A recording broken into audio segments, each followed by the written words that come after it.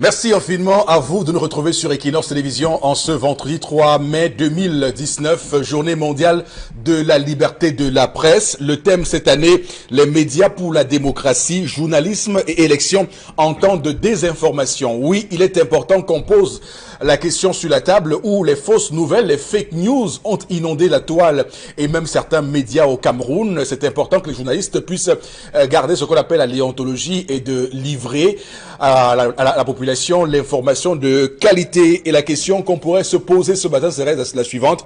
Comment le journalisme peut-il rivaliser avec le contenu émotionnel et les fausses informations dans un contexte électoral? Oui, c'est important parce que la course au buzz, la course au scoop, la course à l'audience, aux grandes audiences font en sorte que souvent on a parfois envie d'édulcorer l'information pour faire sensation. C'est tout à fait déplorable tout cela. Madame, monsieur, merci infiniment. L'équipe est en place comme chaque matin. D'abord vous, monsieur Mbachou, Charles, Armel, bonjour et bienvenue. Bonjour monsieur Eric Fopoussi Negou. Bonjour à tous les téléspectateurs. Un bravo particulier aux chefs traditionnels du Nord-Ouest et du Sud-Ouest qui ont décidé de ne pas défiler. Les royaumes précèdent la République. C'est aussi la conséquence de cette relation incestueuse qui a longtemps existé, peut-être entre vos pères et l'administration. Il faut savoir respecter la tradition. Un garant de tradition ne tient pas une pancarte. Il n'en a pas besoin parce qu'il est la pancarte. Merci. Voilà, c'est clair que la décision prise par ces chefs traditionnels du Sud-Ouest qui faisait suite à une injonction, on va le dire à peine voilée, du gouverneur de la région du Sud-Ouest, Bernard Okalia Bilaye, avait donc suscité, comme vous le voyez, une incompréhension notable. Et c'est bien que ces chefs aient choisi désormais de dire non il a précisé, M. Eric Fopoussi, oui, que s'ils ne défilent pas, il va les destituer. Oui. Était-ce lui qui les a nommés? Voilà. Les a placés là? Donc voilà, donc une injonction qu'on ne peut accepter, et c'est bien que ces chefs, bien que auxiliaires d'administration aient pris leur courage à deux mains et aient décidé comme ça de passer outre ces injonctions, ces menaces à peine voilées de la part du gouverneur de la région du Sud-Ouest, Bernard Okalia Bilaye. On verra très bien comment tout cela se passe après le 20 mai prochain, parce que ce sera l'occasion de tester les discours. Également sur le plateau ce matin, vous, Florazé, bonjour et bienvenue. Bonjour, monsieur Fopoussi Negou, merci. Bonjour à vous sur le plateau. Bonjour à nos millions de téléspectateurs. De quoi souffre notre démocratie en Afrique? Et la question qu'on se pose avec ces images plutôt horribles au Bénin, de quoi souffre notre démocratie au Bénin? Des images plutôt tragiques, encore les démons de la violence qui sévissent de ce côté. On en parle aussi.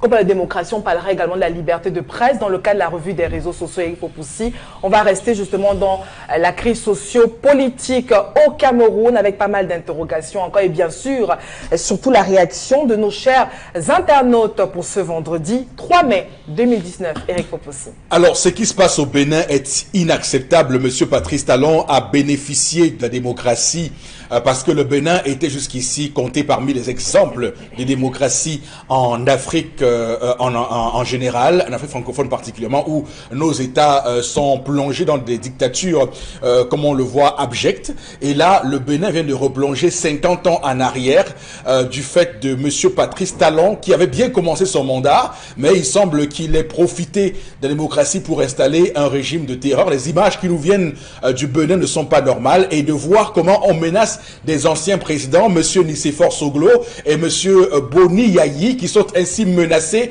domicile encerclé à Cotonou, c'est inacceptable, c'est inadmissible. Des images de sang, de violence, de barricades, de feu au Bénin. Le Bénin qui était donc cet exemple de démocratie qui se plonge ainsi dans les ténèbres d'une dictature qui s'annonce avec Patrice Talon, c'est inacceptable. Il faut le dire ce matin pour que nous comprenions que la démocratie, au final, comme on le dit, c'est une donnée qu'il va falloir préserver et être vigilant à tout instant, parce que n'importe qui peut venir avec des orifices démocratiques pour installer une terreur. Donc le Bénin également, c'est important qu'on en parle ce matin. Alors sur le plateau ce matin, Bombok Bengan, bonjour et bienvenue. Bonjour, monsieur Fopossi Negou. Bonjour à vous, chers téléspectateurs. On peut être président de la République. Après son mandat, on s'est reconverti ailleurs. On l'a vu avec des gens comme Abdou Diouf. Mais surtout, il y a une dame, ancienne présidente de la République, qui est dans nos murs. Elle s'est reconvertie en autre chose. Elle est à la tête. Elle vient vérifier l'état des droits de l'homme dans notre pays. On va voir. J'attends. Va-t-elle privilégier les relations entre l'État ou va-t-elle se pencher véritablement en donnant la photographie réelle de la situation des droits de l'homme dans notre pays? C'est à voir. D'accord.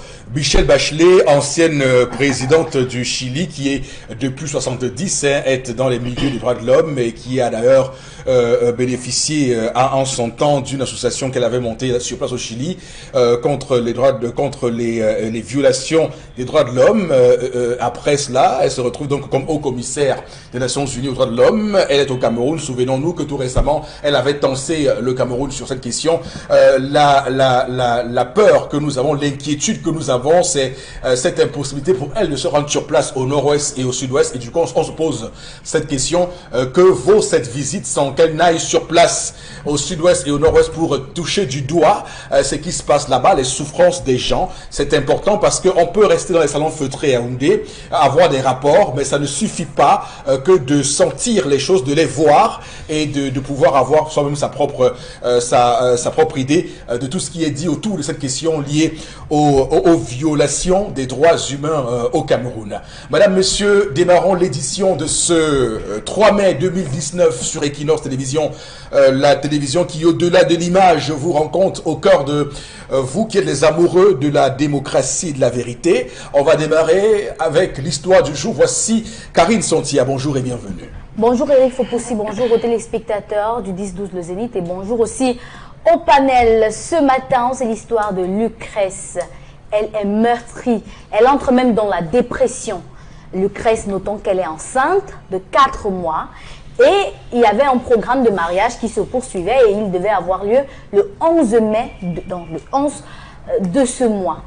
Et elle nous dit que la grande sœur de son mari a annulé le mariage. Comment ça? Pourquoi? Alors, Lucrèce nous dit que la grande sœur de son mari, Odile, puisqu'il s'agit d'elle, oui, et son fiancé s'appelle Manuel, Odile était en relation avec un monsieur avec qui elle vivait, donc elle vivait maritalement avec un monsieur depuis bien longtemps, et la relation a capoté. Oui. Elle est donc venue s'installer chez son petit frère le temps de se refaire une santé amoureuse. Entre-temps, alors, Lucrèce ne vit pas avec Manuel. Elle vit chez ses parents, elle est enceinte et ils ont programmé le mariage. Et Odile le savait depuis. Elle n'a jamais manifesté une quelconque opposition par rapport à cela. Et ils n'ont pas de parents. Oui. Ils sont juste deux. Maintenant, ce qui se passe, c'est que Odile est dans une situation trouble. Elle crée Odile, c'est la grande sœur. La grande sœur. Elle crée le trouble. Lucrèce nous dit que depuis que Odile s'est installée chez son petit frère, c'était de passage. Elle était de passage. Elle n'était pas là pour rester. Mais sauf que depuis, elle s'éternise, c'est ça? Voilà. Depuis qu'elle y est, elle s'éternise. Et ce n'est même pas véritablement le fait qu'elle s'éternise qui crée problème. C'est le fait qu'elle annule le mariage. Et son fiancé lui dit que ma grande sœur a annulé le mariage comme ça. Annulé comment? Et l'explication, c'est quoi? Rien du tout. Elle n'a pas donné d'explication valable. Et déjà que Lucrèce nous raconte que de temps en temps, quand même, elle envoyait des pics, soit disant que non, j'aurais aimé que tu épouses ton ex, celle-ci ne me plaît pas, même l'enfant là, est-ce que tu es sûr que c'est le tien, et tu peux même t'en occuper après, ainsi de suite, donc tu n'as pas besoin de te marier maintenant, et tout ce qui va avec. Lucrèce est là dans une situation dépressive, le mariage devait avoir lieu le 11 mai, mais le mariage est annulé complètement. N'oublions pas qu'elle avait déjà vendu tous les pagnes du mariage, elle avait déjà dispatché toutes les invitations. Qu'est-ce qu'elle fait à l'heure actuelle? Elle est déboussolée, elle aimerait que vous à la maison, si vous avez déjà été témoin de ce genre de situation ou encore vous avez vécu cela, vous lui donnez des conseils qui lui permettront de passer outre cet état. D'accord. Alors moi je veux juste comprendre, Odile n'a pas donné de raison, c'est-à-dire pourquoi elle annule le mariage? Elle n'aime pas cette Lucrèce. Oui, elle n'aime pas Lucrèce. Elle aurait préféré que Manuel se marie avec son ex, avec la femme avec laquelle il était Mais que fait Lucrèce? Enfin, qu'est-ce qu'elle reproche concrètement à Lucrèce? Il n'y a pas de raison. pour annuler le mariage. Non, Son problème, c'est qu'il peut même se marier après. L'enfant, on n'est même pas sûr que c'est le sien et tout ce qui va avec. D'accord. En tout cas, on va... Il n'y a pas de raison. Voilà. Oui, il n'y a pas de raison, mais c'est quand même, c'est la sorcellerie, ça. On nage clairement en pleine métaphysique, c'est du surnaturel. On est clairement dans un film vampire. C'est pas possible. Je veux dire, on ne peut pas annuler un mariage comme ça, ex nihilo, sur la base de rien. On va... Donc dire quoi? Ça interroge toujours sur ces relations qui existent parfois, parfois incestueuses entre certaines sœurs et leurs frères, qui se trouvent parfois, on va dire, l'obligation d'avoir 1, 2, 3 avis sur la vie de leurs frères et même parfois de friser même un peu de jalousie par rapport à la considération que pourrait avoir ce frère-là envers une autre femme. Donc c'est quand même un tout petit peu, on va dire, incompréhensible d'avoir ce type de comportement. Mais j'aimerais d'abord qu'on s'interroge aussi sur Manuel, parce que un homme qui est autant, voilà, on va dire, sous le coup, la domination et même influencé par les avis de sa grande sœur, on peut se poser la question, qu'est-ce qu'il voulait réellement avec cette femme? Avait-il, en plus qu'elle est enceinte, d'où lui est venu le projet d'avoir un enfant avec cette femme si au final il n'avait pas cette intention ferme, cette conviction ferme de l'épouser? Donc on est clairement là dans une forme de science-fiction qui ne dit pas son nom. Alors bon, Bégan, je pose la première question. Comment comprendre l'attitude de cette Odile? Est-ce que vous la comprenez? Est-ce que vous comprenez ce qu'elle fait, l'annulation de mariage de son petit frère? Oui, je comprends la déréglementation de toute la société. Je comprends. Je comprends. Et c'est déplorable ce qui arrive. Premièrement, le mariage aura lieu dans 8 jours, donc la semaine prochaine. 8 jours, et a-t-elle la possibilité d'annuler? Est-ce que c'est un mariage civil? Allait-il se présenter devant monsieur le maire? Et est-ce qu'elle a la possibilité d'aller annuler? À ce moment-là, elle n'est pas parmi les parties prenantes, ceux qui peuvent annuler auprès de monsieur le maire. Non, je veux dire qu'elle a réussi à convaincre son petit frère de ne plus vouloir le mariage. Voilà, bref. C'est peut-être ça, mais est-ce que ça veut dire que le mariage sera annulé? Je ne pense pas. Le petit frère dit qu'il ne veut plus. Voilà, à ce moment, si c'est conforme à ce que dit sa sœur aînée, ce sera déplorable. Du moins, que le mariage soit annulé ou pas, ou bien qu'elle revienne à sa décision, le mariage bat déjà de l'aile. Donc c'est déjà déplorable dans ce genre de situation. L'autre chose que je remarque dedans, on dit leurs parents ne vivent plus. Les parents géniteurs, mais la famille n'a pas disparu pour autant. Que représente la famille à ce moment-là? Qui est le chef de famille à ce moment? Pourquoi le garçon ne se confie pas au chef de famille? S'il veut vraiment prendre, épouser vous l'avez appelé qui? Lucrèce. Il veut prendre Lucrèce. Ce n'est pas sa sœur aînée qui tient la décision. Mais est-ce qu'on ne pourrait pas imaginer que cette sœur voit en le mariage de son frère cadet une menace pour sa propre situation à elle, puisqu'elle squatte, elle vit, voilà. Ces problèmes existent toujours. Mais le problème qui se passe, c'est que votre environnement les a intégrés comme données essentielles dans la vie de la famille. Ça ne devrait pas être une donnée essentielle. Lorsque vous avez votre fiancé et vous présentez à la famille, tout le monde ne peut pas de commun accord dire ah oui vraiment, oui Eric, c'est même elle qu'on attendait. Non, il y en a une de vos sœurs qui va dire non, vraiment tu n'as pas vu mieux ailleurs, tu avais ton ex là, moi je pense que voilà, c'est tout. Donc ça ne constitue pas une donnée essentielle. Le problème c'est le chef de famille. C'est le chef de famille qui devrait voir. Donc il peut même aller parce que vous dites que Odile n'a pas donné des explications. On n'a même pas à demander ces explications, puisque en fait ces explications sont des humeurs. On ne gère pas la famille au gré des humeurs. On donne des arguments qui devaient empêcher, et ces arguments-là, on les connaît. Est-ce que cette fille qui vient d'une famille comment? Est-ce qu'on lui reproche un certain nombre de choses? Est-ce que la famille même, c'était une famille bannie? Est-ce que c'était une famille qu'on a vu dans le temps, par exemple, maudite? Est-ce que voilà, est-ce que pour cette elle n'a pas d'argument. Est-ce que pour cette grande sœur, le fait de vivre on va dire, chez son petit frère, n'est pas pour elle, on sait quoi, ils vivent dans un studio, c'est ça, un studio. Est-ce que pour elle, elle ne voit pas une menace par rapport à sa propre situation à elle? Je dis oui. Elle n'imagine pas qu'elle va sortir de la maison. C'est possible. Elle va devoir, voilà. C'est possible, mais son frère ne peut pas régler cette situation. C'est le chef de famille qui règle. C'est possible que, comme nous dit Sontia, bon, elle a eu une déception amoureuse, elle ne sait plus où aller. Elle est venue, son frère l'abrite là, et elle estime que la femme qui vient va l'empêcher de s'épanouir, de s'organiser et tout. Bon, pour elle, c'est un danger. Mais c'est pas un argument. C'est pas un argument. C'est pas un argument qui peut dépasser la famille à résoudre. Je veux dire que le danger ici, c'est précisément parce que le garçon pense qu'il décide. Quand vous posez le problème avec de tels postulats, ça nous amène à des situations pareilles. Sauf que lui décide de rien, hein. C'est un garçon nonchalant. Voilà, justement. Il est très nonchalant, il ne sait pas ce qu'il doit faire, il est un pied en avant, 2 pieds derrière, c'est ça, c'est ce qui se passe là maintenant. Voilà, ça veut dire qu'en fait, même avec sa belle famille, on sait déjà que notre fille, en fait, elle va où? C'est pas un homme qu'elle va épouser. C'est pas un homme, voilà. Donc, c'est tout. Votre problème pose la désorganisation et mentale, je dirais même mentale, des jeunes aujourd'hui. Donc, c'est vraiment malheureux de constater ça parce que ici, elle réussira peut-être à empêcher que son mariage ait lieu, mais ça veut dire que l'enfant qui naîtra de cette relation-là aura de problème et la relation bat déjà de l'aile. Donc là, en fait, moi, la place du garçon, je dirais que non, je me confierais au chef de famille. Non, la place de la fille. Du garçon. Du garçon qui veut se marier. Oui, non, la fille qui se plaint. Non, la fille qui se plaint, déjà, elle n'aura plus de bons rapports avec sa belle-sœur. Qu'elle se marie ou pas. Qu'elle se marie ou pas. Donc, en fait, elle n'est pas...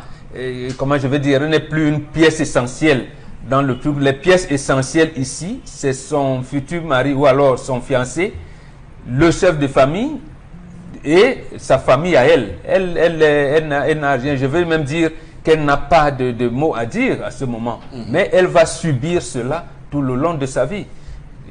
D'accord. Alors, Chalamel, à vous, sur le comportement de cette grande sœur et le comportement de ce monsieur. Monsieur Eric Fopoussi, une femme ou une grande sœur qui décide de venir s'installer chez son petit frère pour une période donnée a eu une information.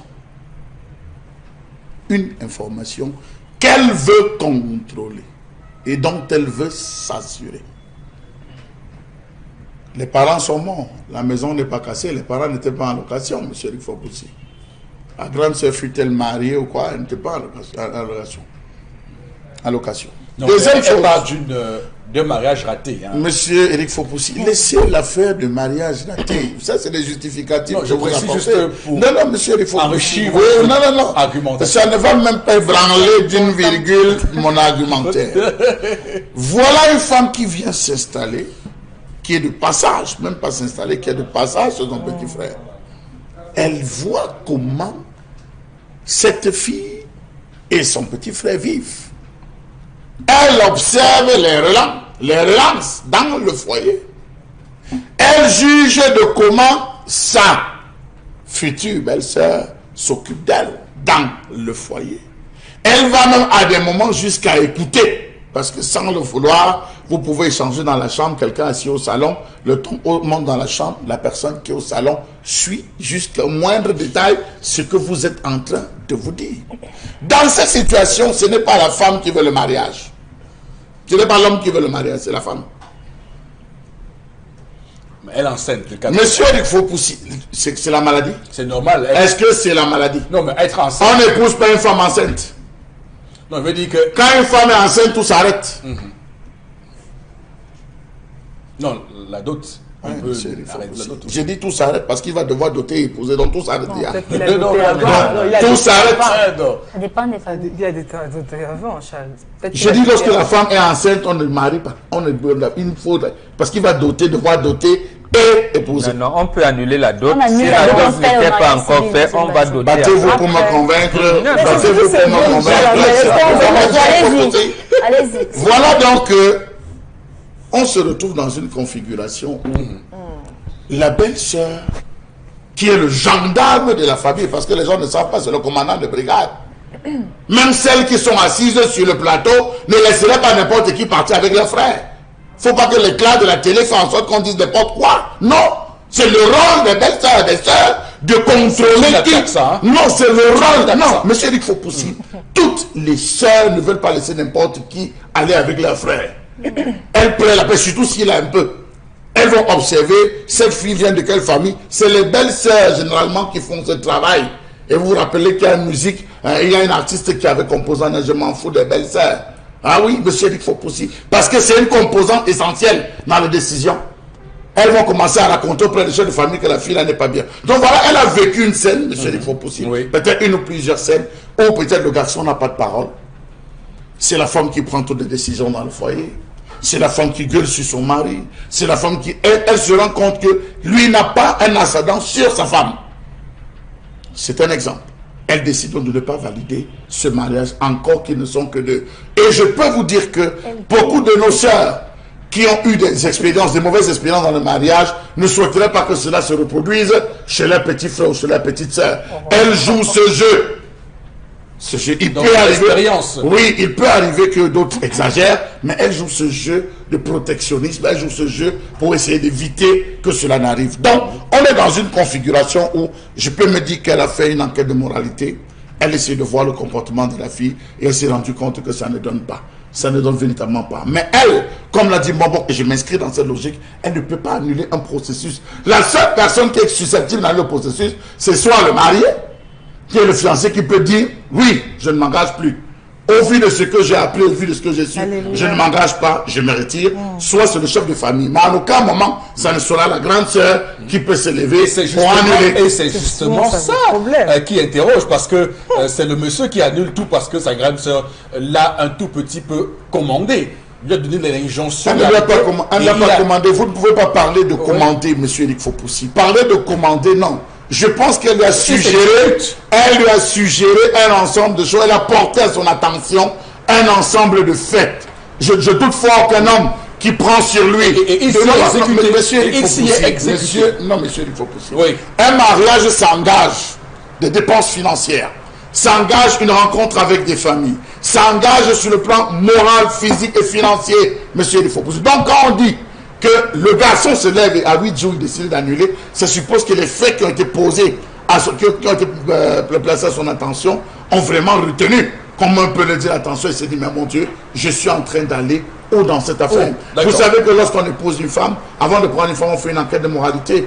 Peut-être qu'il y a une enquête de moralité qui est effectuée, je ne sais pas, je prends tout au premier degré, ce n'est que des suppositions. Mais Chalamel, je vous pose une question. Vous trouvez ça normal que l'on puisse faire des enfants à des femmes sans procéder à une enquête de moralité, et c'est quand on va l'épouser qu'on fait cette enquête de moralité? Mais c'est ce que vous faites tous les jours. C'est ce qui se passe dans la vie des occidentalisés maintenant. C'est ce que vous faites. Non, c'est ce qui se passe. Donc admettez que l'enquête de moralité arrive un peu trop tard quand même. Monsieur Eric Fopoussi, je le dis, c'est vous qui dites ici sur ce plateau tout le temps qu'on vit avec son temps. Mais mais monsieur Chalamel, vous n'allez pas nous ramener à des affaires, on vit avec le temps. C'est ce temps-là. Voilà. C'est ce temps-là. Et voilà le problème. Sauf que vous le cautionnez. Non, je ne le cautionne pas, monsieur Eric Fopoussi. Que vous avez maintenant. Mieux vaudrait dire que monsieur Eric Fopoussi. Elle est de quelle génération? Monsieur Eric à son petit frère que mon gars, tu as fait mal de la prendre sans savoir qui elle est. Assume. Monsieur Eric Fopoussi, nous étions en Fouman l'an dernier. Nous étions en Fouman l'an dernier. En pleine mairie, la femme dit je signe polygamie, elle dit jamais. Je prends, elle dit jamais. Il dit ça va annuler le mariage. Et elle est sortie, il a pris une autre. C'est un fait accompli, on est libre. Monsieur Eric Fopoussi, c'est un fait accompli. Mieux vaudrait que ça se date avant, qu'on ne souffre pendant et après. Tout à fait. Donc ici, là, il est question alors. Monsieur Eric Fopoussi, vous me posez la question au sujet de l'enfant. Oui, et l'enfant, alors nous commentons leur histoire. C'est eux qui vont... Monsieur Eric Fopoussi, il y a un enfant au milieu. Monsieur Eric Fopoussi, je vous dis que nous vivons, vous avez dit on vit avec le temps. Non. Moi, je vous dis en ce moment que il s'est rendu compte d'une grossière erreur qu'il était en train de commettre. Et il passe par sa grande sœur. Il passe par sa grande sœur. C'est elle qui a le mariage. Il passe par sa grande sœur. Alors, Florazé, je vais vous demander votre avis sur le comportement de cette maman, Odile. Ça me rappelle une chanson de Tonton Ebogo. Mais allez-y, allez-y, commentez votre... Oui, Eric Fopoussi, c'est triste parce que on est pratiquement à l'aube de ce mariage et puis qui ne va pas se réaliser. Je peux imaginer dans quel état se trouve notre chère Lucrèce, Karine. Donc, c'est vraiment désolant. Il faut qu'on apprenne à peser. Vous avez de la peine pour elle? Oui, pour Lucrèce. Oui. Qui a eu de l'amour pour ce... Et je suis certaine qu'elle s'est dit, ok, d'accord, mon homme, il n'est pas assez charismatique, il ne prend pas sa vie en main, je veux l'enlever, oui, je vais essayer de l'enlever des griffes de cette femme machiavélique et autres. Vous parlez de sorcellerie, moi je vais vous dire. Parce que dans nos familles, il y a des personnes qui ont une influence négative sur certaines. C'est-à-dire des personnes, quand elles arrivent en communauté, dans nos familles, les réunions et tout, il faut, tant que ce dernier ou cette dernière n'a pas dit le dernier mot, on ne s'exécute pas. C'est-à-dire que même quand c'est mauvais, on attend, on dit que tant qu'elle n'a pas encore parlé, on ne peut rien faire. Mais même si tout le monde sait... Qu'est-ce qui peut... Je vais donc vous dire que ce garçon, on a affaire à une femme qui a raté, mais qui a raté sa vie, dites-le. Oui, ça veut dire que qui est peut-être instable émotionnellement, elle n'a pas réussi à ce stade, je ne sais pas quel âge elle a, mais visiblement, elle est quand même déjà au soir de sa vie. Pourquoi elle vient empêcher à son frère d'être heureux, même s'il a fait le mauvais choix? Et ce n'est pas comme ça que ça se passe. Si vous aimez tant votre fils, ce n'est pas après avoir... On est en train d'annuler le mariage. Ça veut dire qu'il y a une salle qui a été arrêtée, il y a le buffet qui a été arrêté, il y a une robe. Et on vient... Non, attendez, c'est pourquoi je me pose des questions. Est-ce qu'on annule un mariage comme ça? J'en ai déjà Lucrèce que porte ton partenaire là. Même dans une brouette, on va signer les bêtises. Oh non, mais... Non, attendez-moi. Oui, non, c'est pas ça. J'ai dit janvier. Regardez le livre. Dans une brouette, on va signer les bêtises. J'ai dit janvier. Vous voyez juste tout. Après, on a sur ce plateau que c'est une institution. Mais vous voyez juste tout. Non, pas colère. Je ne m'arrête rien du tout. Par colère, vous savez, par colère et par déception. Vous le faites parce que vous voulez peut-être même, c'est-à-dire laver votre honneur. On n'annule pas un mariage comme ça. Il y a des dépenses. Il y a quand même des réunions qui ont été engagées pendant des mois. Ce n'est pas maintenant pour parler de mariage et tout. Vous dites qu'un mariage a été annulé le jour non, je dis que oui, c'est un âge. Moi, je vous dis ceci. On annule. Voilà qu'on a affaire à un homme qui n'a pas eu... La poigne? Voilà, parce que j'allais utiliser un autre thème. Non, je dis qu'il n'a pas eu la poigne. C'est-à-dire que de faire face à sa grande sœur. Non, le problème ici, si vous permettez, Florent, c'est qu'elle n'a pas donné des arguments qui l'amènent à annuler le mariage. C'est ça. La grande sœur? Oui. C'est ça qui cause problème. Oui, le problème dans cette histoire... Elle n'a pas fait de... Non, elle dit que sa grande sœur, j'ai bien suivi l'histoire, elle dit que sa grande sœur préfère que son petit frère... C'est pas un motif. C'est pas un motif. C'est la grande sœur, Karine, ce n'est pas un motif. La vérité, ce n'est pas par rumeur. Donc c'est pour ça qu'il faut qu'on en ait ce qu'elle a fait. Non. Ça veut dire que oui. C'est son tia qui aurait dû demander l'élément central. C'est-à-dire qu'est-ce qui amène sa grande sœur à préférer la vie? Elle a ses humains, mon bon, vous les La grande sœur dit qu'elle préfère l'ex. Elle dit que la grande sœur dit qu'elle préfère l'ex. On ne peut pas préférer l'ex sur la seule base des humeurs. Parce que quand vous voulez qu'on commence sur les humeurs, on peut faire des articles politiques. Ça existe ça, hein? On a une... Bien sûr, je dis qu'on vit ce genre de gens tous les jours. Qui viennent vous dire d'un point oui, bon, à ce moment donc, vivez votre temps. Oui. Non, la vérité c'est que on a deux personnes qui veulent s'unir. C'est quoi la responsabilité de l'homme dans cette histoire? Il n'a rien à dire. Il ne dit rien, qui décide pour lui réellement. Au point où sa grande sœur, justement, sa grande sœur, d'un claquement de doigts, suspend, annule le mariage. Et c'est un mariage annulé, mais c'est un véritable problème. On veut comprendre. Si cet homme n'est pas sous une influence maléfique et autre, s'il n'est pas bleu, je sais pas, oui, embégamé dans une bouteille. Autrement, c'est oui, je veux savoir, autrement c'est inexplicable. Parce que Karine nous aurait dit que Lucrèce dit que, enfin, mon mari me reproche quelque chose, mon partenaire dit que, mais dans cette histoire, il y a que, c'est la grande sœur. La grande sœur dit que, la grande sœur voudrait que, la grande sœur. Voilà donc une femme qui, dans sa propre vie, est instable et voudrait absolument que sa vie qui a échoué, etc. et tout, se reproduise à travers son petit frère.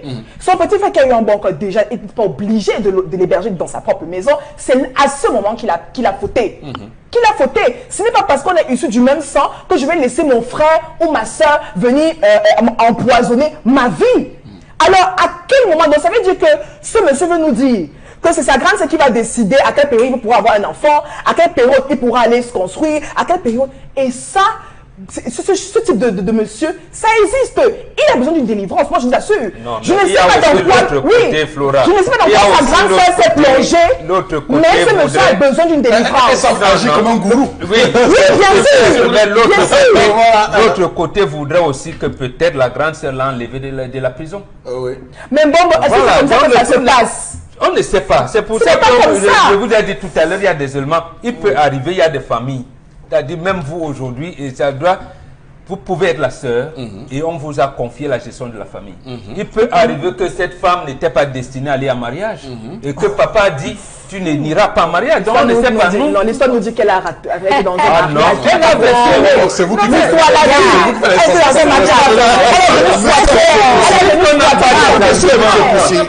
s'il vous plaît.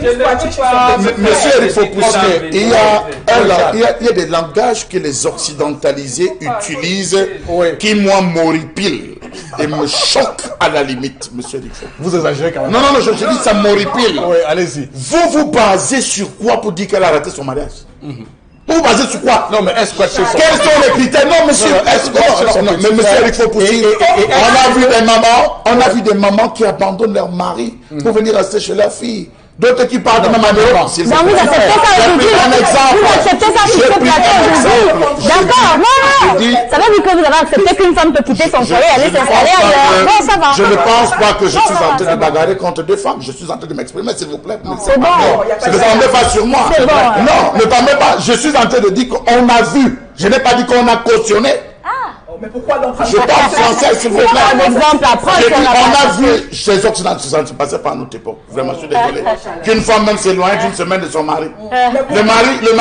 La maison conjugale est considérée comme le lieu sacré. Une femme ne peut pas le quitter. Comme un sanctuaire. Donc, excusez-moi. C'est les occidentalisés, les femmes occidentalisées qu'on a vu aujourd'hui abandonner leur mari, dire à leur mari que je ne vais pas regarder ma fille, elle va en Europe, elle ne vient pas. Non. On ne peut pas se lever pour dire qu'elle a gâté le mariage. On ne sait pas si c'est le frère qui a dit. Parce que vous savez, les hommes sont un peu hypocrites. Les hommes sont un peu hypocrites. Excusez-moi, je le dis. Ça suppose que le gars peut s'être rendu compte que la fille la même pratique sur lui ou que la fille il appelle sa grande soeur pour dire à sa grande soeur, ici je suis mort, si tu ne viens pas me sauver. On a souvent vu. Et je peux vous dire que moi-même, qui suis avec Bobo tout le temps, j'ai dit à écouter des cas où les hommes viennent se plaindre qu'il ne maîtrise plus son foyer, il a besoin d'un secours. Ça, je le dis, on est dans cette configuration. C'est une configuration, on élabore toutes les hypothèses. Le gars peut avoir dit, maman, je ne sais pas là où je pars, toi aussi viens voir. Ou même, cher Lamel, ou même plus grave, les hommes sont hypocrites. Ou que le gars a vu que avec la femme, ça ne marche pas. Ça marche pas. Il prend un prétexte sur sa grande soeur pour dire, bon, ma grande soeur a dit que... Ça veut dire que il y a beaucoup d'hypothèses. C'est grave là. C'est des hypothèses. C'est des hypothèses. C'est des hypothèses. Non, cette hypothèse rend la situation encore plus venimeuse. Bien sûr, c'est grave.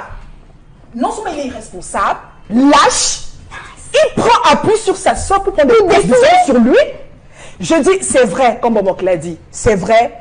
J'ai envie de dire à la femme Lucrèce, rends grâce à Dieu que cette situation te soit, enfin, que tu aies eu les yeux ouverts. Avant que ça n'arrive à la fin. Parce que vivre dans ce type de foyer, ça sera vraiment l'enfer total à ce point-là. Mais apprenons aussi à peser nos partenaires fiancés et autres.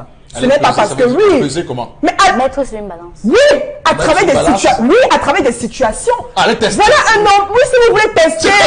D'accord, je comprenais. Oui, Mon Dieu. pesant vos partenaires. Il y en a là. Ok. Il y en a là, lui, avec des costumes et autres, mais qui sont lâches et irresponsables face à certaines situations. Peut-être, mesdames, Bon, venez je me sais voir pas, une c'est danse. ce matin, hein, donc. Oui, venez me voir une danse. Je vous donne des secrets. Je vous donne des secrets comment peser ces hommes. Vous les voyez là très bien habillés, souvent avec un langage et tout, voilà, pour vous bluffer, c'est très tout. Mais face à certaines situations, ce sont des peureux, des lâches et des hommes irresponsables. Donc, Lucrèce, oui, Lucrèce, ce matin, c'est vrai, j'ai mal pour elle. Parce que je vous ai dit ce matin, comme je le dis tout le temps, c'est l'amour, c'est la femme qui aime, elle est prête à tout. Les femmes sont prêtes à tout, pour cajoler, pour entretenir, pour masquer, elles prennent sur elles tout le temps, par amour. Moi, je demande là, comme la Bible demande aux hommes, Chalamel, hommes, aimez vos femmes, c'est un processus. Et aux hommes d'arrêter de se cacher derrière des situations. D'accord. On a affaire à un bébé, Ok. je sais pas quel âge il a, il se cache derrière grande soeur, mamie et tout pour résoudre ses problèmes de D'accord, couple. merci.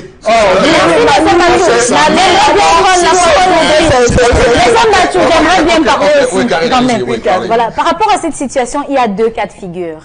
Soit le garçon, il est hypocrite et égocentrique, sa sœur et lui. Soit ils sont dans une relation d'inceste. C'est-à-dire que c'est sa Ah femme. oui, ça aussi, oui, c'est vrai. C'est une hypothèse, C'est monsieur vrai, Mbachou, oui, ça peut puisque nous être, sommes dans le Mais vous cadre. ne parlez pas à Non, puisque nous On sommes, va vous le dire.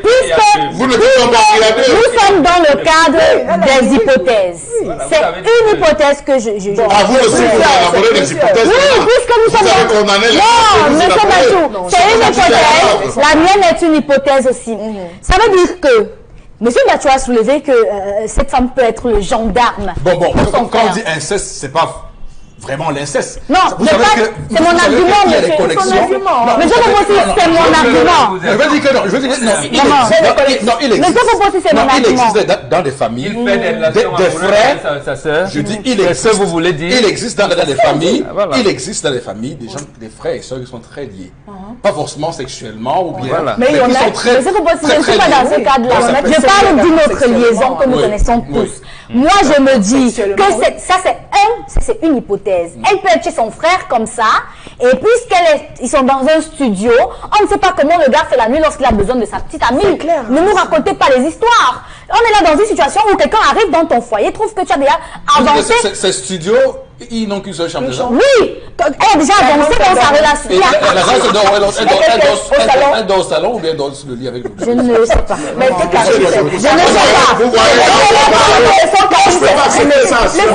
Monsieur Mathieu, j'ai dit c'est une hypothèse, j'en ai plusieurs.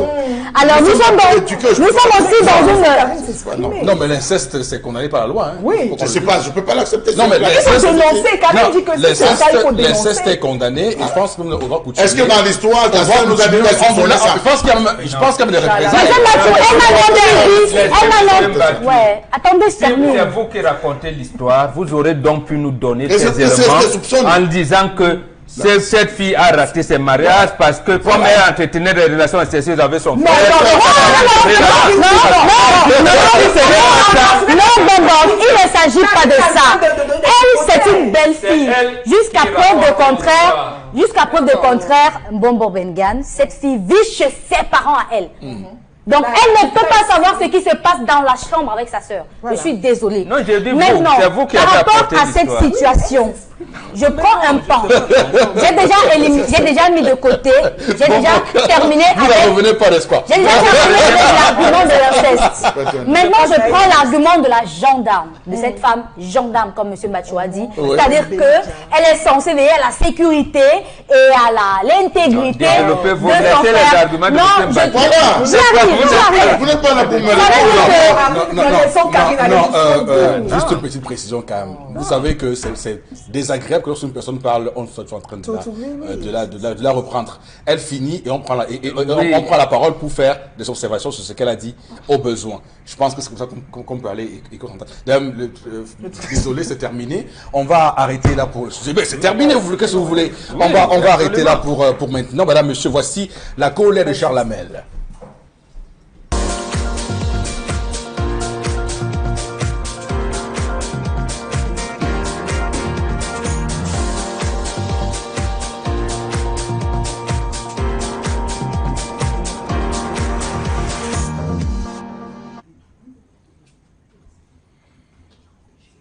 Je m'interroge ce jour sur la question de la gestion, mieux, des conditions de vie dans les prisons camerounaises.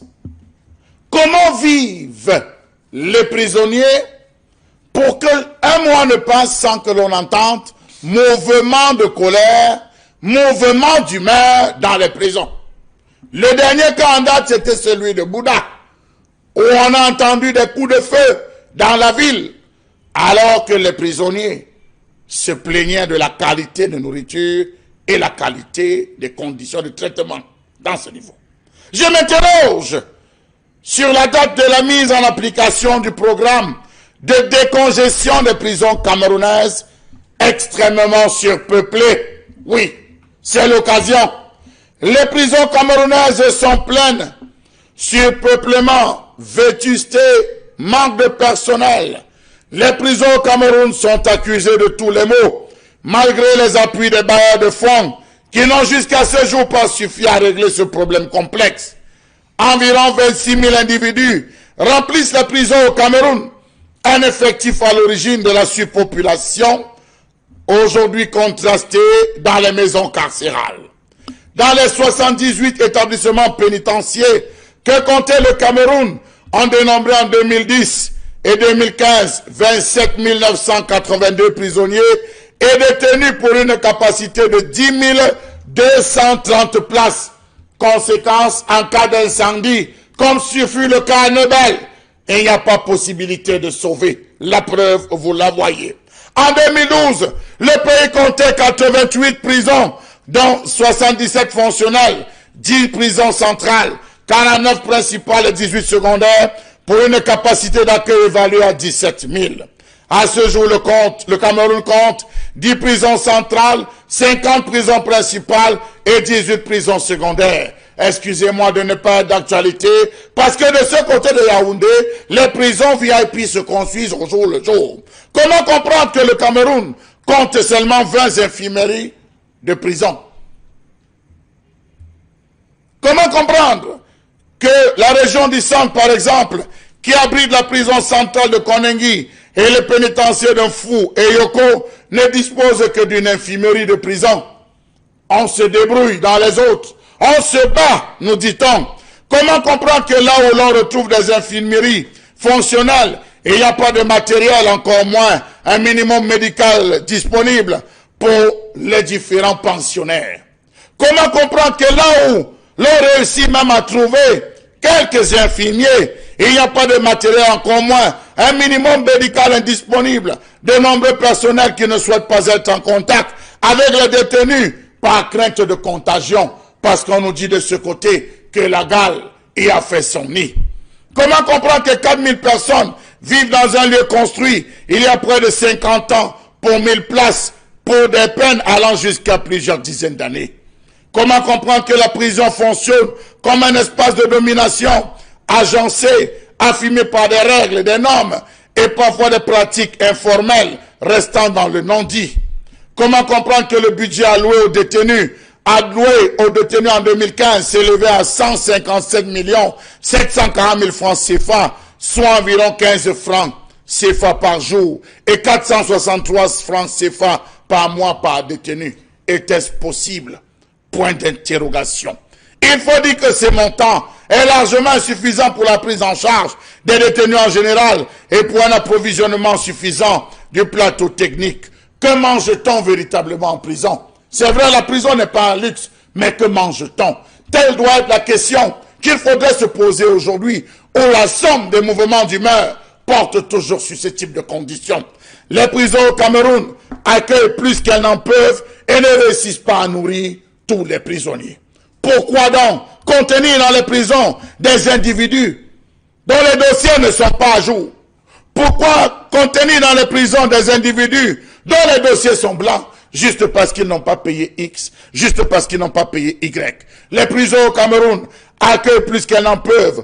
Promiscuité décriée, vétusté des locaux et des soucis d'évacuation des eaux souillées, mauvaises conditions de détention des prisonniers, mauvaise alimentation, absence d'infrastructures d'encadrement sont restés jusqu'à ce jour le lot quotidien des pensionnaires des institutions pénitentiaires, qui ne cessent de se plaindre, qui ne cessent de réclamer, qui ne cessent de crier. Mais hélas, que fait-on? 3 points d'interrogation, 4 points de suspension. À Bafoussam, le lieu de détention qui avait été conçu pour 300 places accueille environ 1260 prisonniers ce jour. À Yaoundé, la prison centrale de Kondengui, forte de ses quelques 5000 détenus, est visiblement passée d'époque puisqu'elle avait été bâtie pour 1000 places. Quant au pénitentiaire de Nebel, à Douala, on y dénombre plus de 3000 détenus pour un espace de 800 places. Mon Dieu! Pourquoi continuer à contenir si on ne peut pas nourrir, si on ne peut pas soigner? Pourquoi ne pas toutes les transformer en prison de production pour leur permettre au moins d'avoir le strict minimum de manger à leur guise? Le milieu carcéral au Cameroun est un milieu, on va le dire, et vous l'avez dit ce matin, Charles Amel Bachou, un milieu qui laisse à désirer, et on voit très bien qu'au Cameroun, on ne perd pas que sa liberté, on perd aussi ses conditions de vie, parce que on voit très bien que nos prisons, d'abord, souffrent d'une surpopulation carcérale, on l'a déjà dit plusieurs fois, ce qui peut créer tout ce qu'on voit, mais il y a aussi une absence de vision sur ce qui est fait. Bon, Benga, quelle lecture vous en faites? La première chose qu'il faut dire, c'est que la gestion de nos prisons, puisque c'est de ça que Charles Amel nous parle, la gestion de nos prisons nous a dépassés et nous avons fait appel à l'Union européenne. Donc, il faudrait qu'on... moi, j'attends là le prochain rapport de l'Union européenne qui va nous donner l'état. C'est une gestion sous ingérence, on va dire ça comme ça. Non, on ne peut pas parler d'ingérence là. C'est l'Union européenne, justement, parce qu'elle a attendu. Elle voulait construire d'autres prisons, notamment à Douala où on parlait de PK16, quelque chose comme ça. On n'a pas attardé. La même Union européenne s'est lancée à nous construire des palais de justice. C'est pas une ingérence si l'Union européenne nous fait des reproches. C'est la première chose qu'il faut faire. La deuxième chose qu'il faut dire, une petite information, est que le président de la Commission nationale des droits de l'homme et des libertés, le docteur Soumouta Banda, a dit dernièrement qu'il a adressé les lettres au chef de l'État et n'a pas répondu. Donc, il va commencer à dire un certain nombre de choses. Il a fait des propositions sur la gestion de nos prisons. Apparemment, on ne l'écoute pas. Parmi ces propositions-là, il a fait observer que le nombre de détenus en prison, c'est-à-dire les prévenus, sont plus nombreux que les condamnés. Ça veut dire que sur 100 prisonniers qui sont là-dedans, sur 100 personnes incarcérées, nous avons peut-être 70 à 75 personnes qui sont des prévenus. Donc ça cause un problème. Donc si on gérait cette chose de manière assez, à peu près équilibrée, on n'aurait pas de surpopulation carcérale. Je vais vous prendre un seul cas. À Yaoundé, on a mis M. Amadou Vamoulke en prison parce qu'il n'avait pas de résidence connue. Est-ce que c'est sérieux cette histoire-là? C'est pas sérieux. Et je parle d'Amadou Vamoulke parce que il occupait à ce moment-là d'autres fonctions et il était logé quelque part. Il était logé même s'il n'est pas. Est-ce que derrière il n'y a pas un choix de durcir ces conditions de détention de manière à montrer aux gens qu'aller en prison, c'est aller souffrir? Non, c'est l'autre pan, ou alors l'autre versant de la politique de répression que nous avons hérité de l'administration coloniale française. C'est-à-dire que Charles Amel a terminé en disant prison de production. Charles Amel, il y en a. Il y en a. C'est-à-dire que mais la répression qu'on y a mis, ou alors l'autre versant de la répression, voudrait dire que de toutes les manières, il ne faut même pas qu'ils sortent vivants. Et quand vous réussissez à sortir vivant, il faudrait que la société vous repousse. Donc c'est pour cette raison, vous allez voir même certains brigands vont vous dire ils sont mieux en prison. Quand il vient, il va commettre une autre faute pour qu'il rentre en prison. Vous voyez, ça veut dire qu'en fait, le vocable, vous l'avez dit tout à l'heure, la limitation des libertés qui devait encadrer tout prisonnier a été bafouée. C'est une double peine. Voilà, on vous a donné même des triples peines. Voilà. Là-dedans, c'est-à-dire non seulement on vous limite votre liberté, mais on vous torture, on vous je veux dire, on vous amène progressivement vers l'assassinat. Oui. C'est-à-dire que vous tombez, d'abord, il a dit qu'il n'y a même pas de médicaments. Et donc, c'est un Les mouroir. On a construit un mouroir, Oui. en réalité. Parce que, quand on parle de prison de production, ça veut dire que l'ancien président sud-africain, Jacob Zuma, c'est en prison qu'il a appris à le grammaire, à parler anglais. Donc il parlait anglais, mais il ne savait pas écrire. C'est en prison qu'il a appris à parler, à écrire l'anglais, le grammaire, comme on dit. Oui. Donc chez nous, on devait donc en prison apprendre des métiers, apprendre un certain nombre de choses dans les prisons. Donc autre chose, quand vous prenez un médecin, un ingénieur et tout, vous les condamnez à 25 ans d'emprisonnement. C'est pour faire quoi? Pourquoi ne peut-on pas communier leurs peines en travaux d'intérêt commun? Voilà le rôle des prisons. Vous dites, vous êtes médecin, hein, vous êtes coupable d'avoir détourné, bon, je ne sais pas, de l'argent ou quoi que ce soit.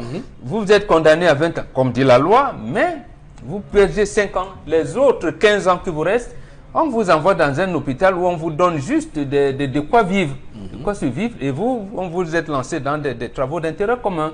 Les ingénieurs et tout ça, et chacun avec l'activité première qu'il a apprise. Donc, en fait, les prisons au Cameroun se sont transformées en mouroirs. D'accord. D'accord. En Mouroir, vous évoquiez ici les travaux d'intérêt commun avec l'option des bracelets électroniques, comme on voit partout ailleurs. Si on craint que vous puissiez vous évader, quand vous mettez un bracelet électronique, vous aurez donc un champ, un périmètre dans lequel vous ne pouvez pas bouger. Par exemple, dans notre pays, on vous dit vous resterez uniquement dans un quartier uniquement. Vous allez à tel lieu. Si vous dépassez le périmètre, vous êtes rapidement renvoyé en prison. Donc il y a plusieurs choses qui peuvent être faites. Malheureusement, on a fait l'option avec d'autres gestions de nos prisons, justement, de faire des triples peines. Au-delà de la privation de liberté, on vous prive de bonne nourriture, on vous prive de bonnes toilettes, on vous prive d'une bonne santé, on vous prive presque de ce qui fait de vous un humain, la dignité humaine. On vous enlève tout cela et on voit très bien que lorsque ces gens-là sortent de prison, ce qu'ils vous racontent de ce qu'ils ont vécu là-bas, vous avez froid au dos. Alors, Karine, sur cette question, quel est votre propos? Déjà, moi, je vais prendre plusieurs points. Oui. Au niveau de la description même géographique de ces prisons, on constate qu'elles sont généralement au centre-ville, ce qui cause un gros problème pour l'épanouissement social des uns et des autres. On parlait récemment, on a entendu il y a quelques années de l'évasion, d'une quelconque évasion à la prison centrale de New Bell, et tout le monde savait que n'importe où le bandit là peut attraper, celui qui s'est échappé. Donc, étant au marché, il peut facilement faufiler et disparaître. Il peut entrer là-bas à Makia, il part. Il peut entrer là-bas au marché Koulouloun, il part. Ainsi, donc, c'est un centre-ville, c'est bondé de monde. Et tout le monde peut marcher dans la rue en étant bandit qui viennent s'évader et on ne saura pas. On parlait à un moment aussi d'une prison qu'on voulait construire à PK16 qui jusqu'aujourd'hui n'a pas encore vu le jour. Mais généralement, quand même, lorsque nous regardons aussi la télé, on voit qu'ailleurs, les prisons sont souvent dans des endroits isolés où c'est difficile pour le bandit de rejoindre la capitale ou la grande ville, l'agglomération. Maintenant, dans un autre sens aussi, on regarde, moi j'ai visité ces prisons et je peux la prison centrale de New Bell, et je peux vous assurer de la promiscuité, de la vétusté et de la surpopulation dans ces endroits. C'est-à-dire qu'il y en a même qui réussissent à travers tout le vol qu'ils ont commis, tous les crimes qu'ils ont commis, à avoir des privilèges. Donc, à être des VIP en prison. Ils ne font rien pour le peuple, ils n'ont rien fait lorsqu'ils n'étaient pas, en prison, lorsqu'ils étaient en liberté, et à l'intérieur, ils bénéficient encore des privilèges que leur accordent certains gardes prisonniers, c'est-à-dire que à la prison centrale de Douala, Non, mais sauf que ce que vous dites, je veux dire, à un moment donné, quand même, seront conséquents. Ce que vous dites par rapport à ces VIP, c'est qu'on aimerait justement que ces VIP-là puissent vivre, que les autres prisonniers puissent vivre comme ça. Parce que normalement, ce qu'on vous enlève, ce n'est pas votre condition de vie, c'est votre liberté qu'on retire. Vous devez avoir au moins le minimum en prison, manger un bon repas. C'est pas parce que les prisonniers qu'on doit vous obliger à vous nourrir de macabres qui soient crus à moitié. Ce qui m'écoeure, en fait, ce n'est pas le fait qu'il y ait forcément des VIP, mais c'est qu'il y a une division sociale. Donc, c'est comme on racontait souvent que dans les grandes villes, à côté des immeubles, il y a des maisons tombantes. C'est-à-dire que même en prison, où vous savez que vous tous là, Personne n'a la liberté, personne ne peut sortir de son gré si la justice n'a pas décidé que tu es libre. Mais il y a quand même des gens qui ont des privilèges, qui réussissent à avoir un petit toit, qui ont une télévision, qui ont un lit confortable, qui peuvent avoir un espace de jeu, jouer du damier, avoir un cadre. Ce qui est normal. Ce qui est normal pour tous les prisonniers à la base. On ne peut pas mettre ces gens-là avec ceux qui ont assassiné. C'est vrai que après, même si vous détournez 500 000 francs, vous êtes jugé par le tribunal criminel ou comment vous l'appelez, vous êtes considéré comme criminel, mais vous n'êtes pas considéré comme criminel au même titre que moi qui ai coupé la tête de quelqu'un. On ne peut pas mélanger nos cellules. D'accord. Alors, non, en fait, en réalité, on va s'arrêter là parce que c'est la fin de cette première partie. Madame, monsieur, on va revenir en deuxième partie pour continuer à nourrir nos échanges. Merci de rester fidèle sur Equinox Télévision.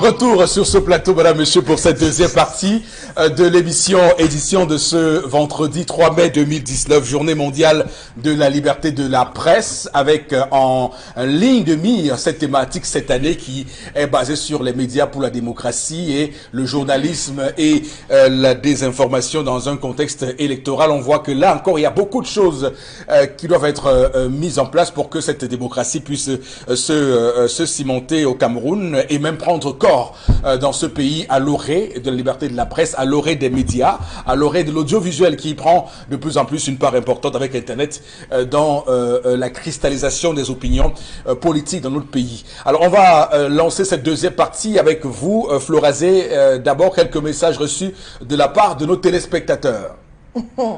Voilà, je me rappelle qu'il y a tellement de réactions par rapport à l'histoire du jour. Alors celle-ci, pourquoi quand certains hommes veulent faire des enfants, des bébés, ils ne demandent pas la suggestion de leur sœur? Qu'est-ce que justement la belle-sœur dans cette histoire appelle mauvaise foi? Autre chose, c'est juste le monsieur est irresponsable, que la femme prenne juste soin de son enfant qu'elle porte en elle. Autre réaction, ce monsieur n'est pas sérieux et vraiment n'a pas compris que sa sœur ne l'aime pas et qu'elle n'a pas pu maintenir son ancienne relation avec son ex. C'est Luc Moni qui réagit ce matin. Autre réaction, il y a tellement de réactions, hein, des belles sœurs jalouses parce que son foyer a été gâché, elle ne veut voir personne heureuse. Moi-même, je vis la même situation. Mon Dieu a le dernier mot. Pour cette fille, cet homme est irresponsable car la dernière décision revient à l'homme. La belle-sœur, c'est personne, c'est Fidéline Chouassi qui vit pratiquement la même chose dans son foyer. Je lis les réactions. Vit la même chose. Oui, je fais ça. Oui. Autre... La grande elle se reconnaît dans l'histoire de la presse. Oui. Okay, la grande sœur n'a pas parole dans le foyer de son frère. C'est Kevin Ayaoundé qui réagit. Ce qu'on aura là. Le problème de Lucrèce, j'appelle à la timidité de cet homme, manque de courage aussi pour dire non à sa sœur. Si cet homme n'est pas fou, c'est un sorcier. Bon, c'est Gilles qui réagit à quoi? Il y a tellement de réactions par rapport à l'histoire du jour. Le problème de Lucrèce, le problème c'est Lucrèce elle-même. Car dans une relation amoureuse, si les deux partenaires s'aiment, même personne ne peut passer au-dessus, même pas la grande sœur. Pourquoi l'homme ne se plaint pas? C'est Simon à Douala qui réagit. Autre réaction ce matin, je suis d'accord avec l'acte de la grande sœur. On ne rate pas sa vie en renonçant à un mariage, mais on la rate en fonçant la tête baissée pour faire plus. Vous savez que l'amour rend aveugle et seuls vos proches peuvent vous en délivrer. Le mariage, c'est pour la vie. Que valent les dépenses engagées face à un avenir tronqué? Autre réaction, il y a tellement de réactions par rapport à l'histoire du jour. Oui, voilà. C'est normal, on n'en a pas lu en partie, donc allez-y. Voilà. Oui. Cette grande sœur n'est qu'une envieuse. Personne ne sera heureuse tant qu'elle est malheureuse. Bon, je ne veux pas lire la suite. Oui. Voilà, c'est pas. Voilà. Autre réaction ce matin, c'est Sorel Ngoula qui réagit, juste pour dire que ce monsieur est juste influencé par sa grande sœur. Pour moi, elle n'aime pas ce monsieur et encore plus la femme qu'il va épouser. Autre réaction, non à la lâcheté. Ce monsieur est très diplomate. Pour la femme, qu'elle calcule même le long terme, ce monsieur est sauvé. C'est Victor qui réagit. D'accord. Bon, ce monsieur est sauvé. Autre réaction. Bonjour à vous. Il y a encore des belles sœurs jalouses parce que son foyer est gâché. Bon, là, c'est qui revient. Autre, j'ai fait annuler les fiançailles de mon cousin parce que sa fiancée sortait avec un voisin plus proche. Bon. Alors là, il y a un argument. Bon. Le problème ici, c'est qu'il n'y a pas d'argument objectif. Comme oui, mais il faut... Donc, qu'est-ce que tu peux expliquer une femme à annuler on va partir sur un débat là-dessus. C'est toujours pour accompagner ça. Non, mais vraiment en 30 secondes. Oui, je me rappelle d'un mariage qui, lui, les deux s'aimaient tellement qu'ils avaient caché. C'est-à-dire, ils avaient fait les examens prénuptiaux. Le gars était AS, la fille était AS. Ils ont caché l'information. À la dernière minute, c'est la soeur qui a découvert que, voilà, pour des raisons, on ne peut pas accepter, ils se sont opposés. Les deux se sont fâchés, M. Eric Fopoussi, et ont choisi d'aller se marier à la tête. Non, c'est pour dire qu'il a fait comme celui-là, comme la famille, de décider de ne pas rendre public, ou peut-être même celle qui raconte, décider de ne pas rendre public. Alors, Flora, en plus, la femme, si elle ne se reproche de rien, va abandonner et prier beaucoup, quand même en forçant, elle sera difficilement en paix si son fiancé c'est Bertin Passy qui réagit. Alors, le temps que Chalamel fasse un petit chercher un message sur la colère, Flora, le temps que Chalamel complète son argumentaire sur, tout à l'heure, Charles, sur cette histoire du jour, où, évidemment, il n'y a pas de raison objective qui sous-tend, on va dire, la décision de la sœur. Non, mais il faut dire quand même, M. Eric Fopoussi, sans aucun risque de me tromper, que, vous savez, les grandes sœurs, surtout lorsqu'on a perdu les parents, et elles ne sont que deux, c'est-à-dire la grande sœur et le petit frère, la grande sœur veut jouer le rôle de la maman et du papa. C'est elle qui va vouloir dire, ah, voilà mon frère qui va aller et qui va se marier. Est-ce que... Il y a tellement de questions qu'on pose, tant sur le plan physique que sur le plan métaphysique. Donc, je parie que la grande sœur a eu à mener, hormis des observations qu'elle a faites, elle a eu à mener d'autres enquêtes qui ont abouti à ceci que cette fille. Et puis, vous savez, il y a aussi des filles, des jeunes filles, nos jeunes filles d'aujourd'hui ont tout appris, sauf le respect ou savoir composer avec la belle famille. Ça peut être même que la raison même de sa belle-sœur, c'est qu'elle ne sait pas composer avec sa belle famille. Vous avez une femme qui ne sait pas respecter, qui ne sait pas que la grande sœur c'est devenue la maman, qui va se permettre d'avoir certains comportements, ce type de cas. C'est des choses qui ne passent pas inaperçues, monsieur Eric Fopoussi. Lorsque vous arrivez, vous vous rappelez l'autre jour, on discutait par rapport à cette dame de l'ONU qui a eu à croiser les pieds devant le chef de l'État. Moi, je vais vous dire que mon propre père, qui était chef de famille, a annulé un mariage d'une de nos cousines. Pourquoi? Parce que, d'un de nos cousins, parce que le cousin est venu présenter sa femme, et ce jour-là, sa fiancée, celle qui voulait épouser, pendant qu'ils discutaient, elle a eu à croiser les pieds. Et mon père a dit, ah, d'accord. Bon, si tu commences trop à croiser les pieds, vous voyez, il y a des gestes qui ne sont pas acceptés suivant le plan d'éducation. Et les jeunes filles, lorsqu'elles viennent dans un mariage, ne prennent pas la peine de savoir quelle est l'éducation que mon gars avec qui je vais vivre. Quel est le type d'études? Comment il faut étudier le gars, étudier sa famille. Il y a des familles qui sont tellement liées que la vie de la grande sœur compte plus que tout, comme le disait Florazé tout à l'heure. Lorsque vous vous rendez compte que celle qui influence toute la famille, c'est la grande sœur, c'est là où il faut commencer. Commencer à le plaire à ce niveau pour pouvoir être accepté dans toute la famille. Voilà. D'accord, on va lire Florazé, l'autre message, allez-y. Oui. Tatiana, depuis un doc passé, voilà, par rapport à la colère de Charles Hamel, elle pense que les prisons de notre pays sont comme des fourmilières, hein, où l'on traite des prisonniers comme des chiens, or que ce sont des êtres humains, pense-t-elle, qui ont aussi des droits. Allez souvent dans ces prisons, vous verrez des personnes malades, mal soignées, la nourriture quasiment crue qui est servie à des êtres humains. C'est vraiment désolant pour notre pays. D'accord. Alors, Chalamel, sur ce milieu carcéral au Cameroun, qui est, comme on le voit, et comme vous l'avez d'ailleurs dit, des milieux impitoyables. Oui, monsieur Eric Fopoussi, dans la préparation de cette colère, je me suis rapproché après ce qui s'est passé à Bouddha. J'ai discuté avec un personnel qui m'a dit il n'y a pas deux choses qui font fureur dans les prisons. C'est la malnutrition. La malnutrition, monsieur Eric Fopoussi, et la maladie qui sont les principales causes de mortalité. Chaque jour dans les prisons, les gens tombent. On ne peut pas vous faire état, mais je dis chaque jour, les gens tombent dans les prisons à cause de la malnutrition. Je vais vous prendre, il m'a dit lundi, mercredi, vendredi et samedi, c'est le maïs haricot. Ce que vous appelez conchapcha, on prend le maïs, on jette dedans, on prend l'haricot, on jette ici 2 cubes, on balance dedans, on tourne, chacune des chambres de 60 à 70 personnes vient vous laisser 1 litre, un seau de 10 litres de conchap maïs haricot, sans cube, sans aucun assaisonnement, rien. Les autres jours, c'est le riz en sauce. Parfois, vous allez vous rendre compte que le riz n'a pas été trié. Vous trouvez des charançons qui ont été calcinés. Vous trouvez des riz aux couleurs approximatives.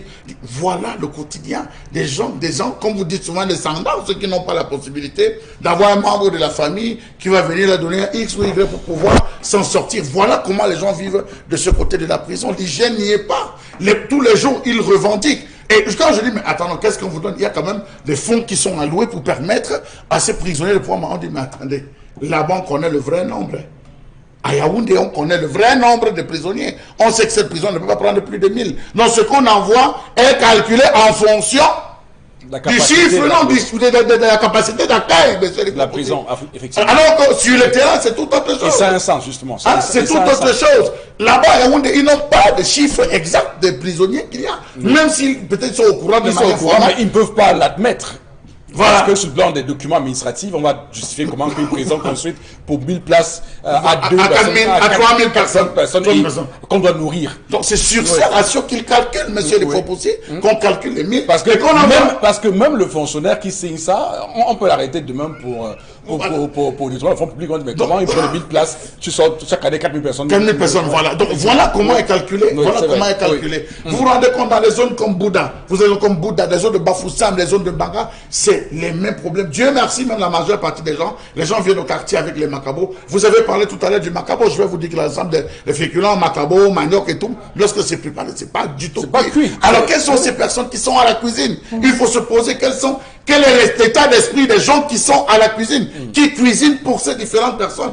Est-ce qu'ils cuisinent pour des animaux? Est-ce qu'ils cuisinent pour des laissés pour compte? Ça, c'est encore une autre question qu'il faut se poser. Donc je crois qu'il est temps que les vrais chiffres soient rendus publics. Oui. Qu'on dise dans la prison de Nebel, nous avons 3000 personnes et on nourrit 1000. Qu'on dise qu'on nourrit 1000. Je ne pense pas que vous avez 60 personnes, monsieur Rifopoussi. Je dis bien peser 60 à 70 personnes dans une cellule et qu'on vous mette un seau de 10 litres de conchap, appelons ça comme ça conchap, ça va nourrir combien de personnes? Ce sera combien de bols pour 70? Qui va manger, qui va pas manger? Encore vous oubliez que là, le principe de droit, c'est ce qu'on dit, le droit des cellules et tout, pour vous retrouver à avoir des gens qui, le président, comment on les appelle, les présidents de cellules, qui se retrouvent à se tailler la part du lion, laissant le reste aux autres. Il y a des gens donc finalement qui se retrouvent à ne pas manger. Donc voilà autant de choses qui vivent. Vous avez dit, c'est vrai, Chalamel, c'est vrai, la malnutrition, la maladie, parce que imaginez quelqu'un qui doit, dans sa cellule, faire ces besoins-là, ces besoins-là, dans la cellule, vivre avec ça, vous êtes plusieurs, et imaginez la contamination, tout ce qu'il peut y avoir comme maladie qu'on peut avoir là-bas. Non, là, vous le dites, hein, c'est clair, il y a des choses à faire, le gouvernement doit travailler sérieusement sur cette question, sinon on est en train d'aller droit dans le mur, on doit clairer, on y aime déjà, c'est le gouffre total déjà,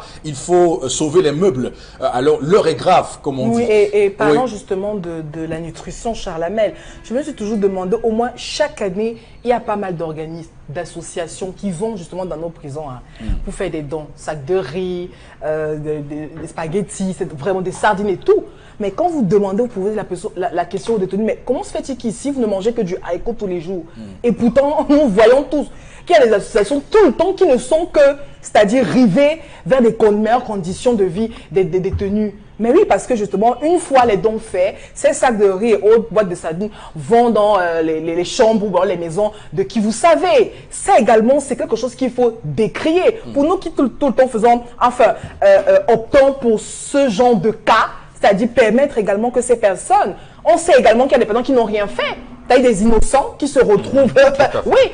On a toujours des petites histoires comme ça. Alors, une fois que vous êtes à l'intérieur, il faut pour ça que vous n'avez rien fait. Mais vous vivez ce quotidien tous les jours et au sortir de là, vous êtes traumatisé parce que vous ne pouvez pas sortir de ces prisons sans avoir chopé soit une tuberculose ou alors, je ne sais pas moi, une quelconque maladie. impossible. Donc il faut reformer et déjà, comme Kyle l'a dit, reconstruire nos prisons. Je dis bien tout casser et reconstruire. Reconstruire à zéro, comme on fait avec les stades. Il faut également qu'on le fasse avec nos prisons, nos centres de détention. Qui ne doivent pas être des mouroirs ou je ne sais pas moi quoi. Il y en a qui demandent même pourquoi est-ce que vous venez faire des dons là-bas alors qu'il y a des orphelinats. D'accord. Enfin, Ok. oui, voilà, justement. On va s'arrêter là. On va prendre la revue des réseaux sociaux, Florazé. Oui, Eric Fopoussi. Alors, ce 3 mai, également, la presse continue de s'interroger puisqu'on parle de la liberté de la presse. On revient également sur le rôle de la presse au Cameroun. On le sait, il doit informer, former l'opinion publique, impulser, consolider le débat, la transparence, c'est également qui informe, qui forme également, on rappelle la presse, la pierre angulaire même de la démocratie.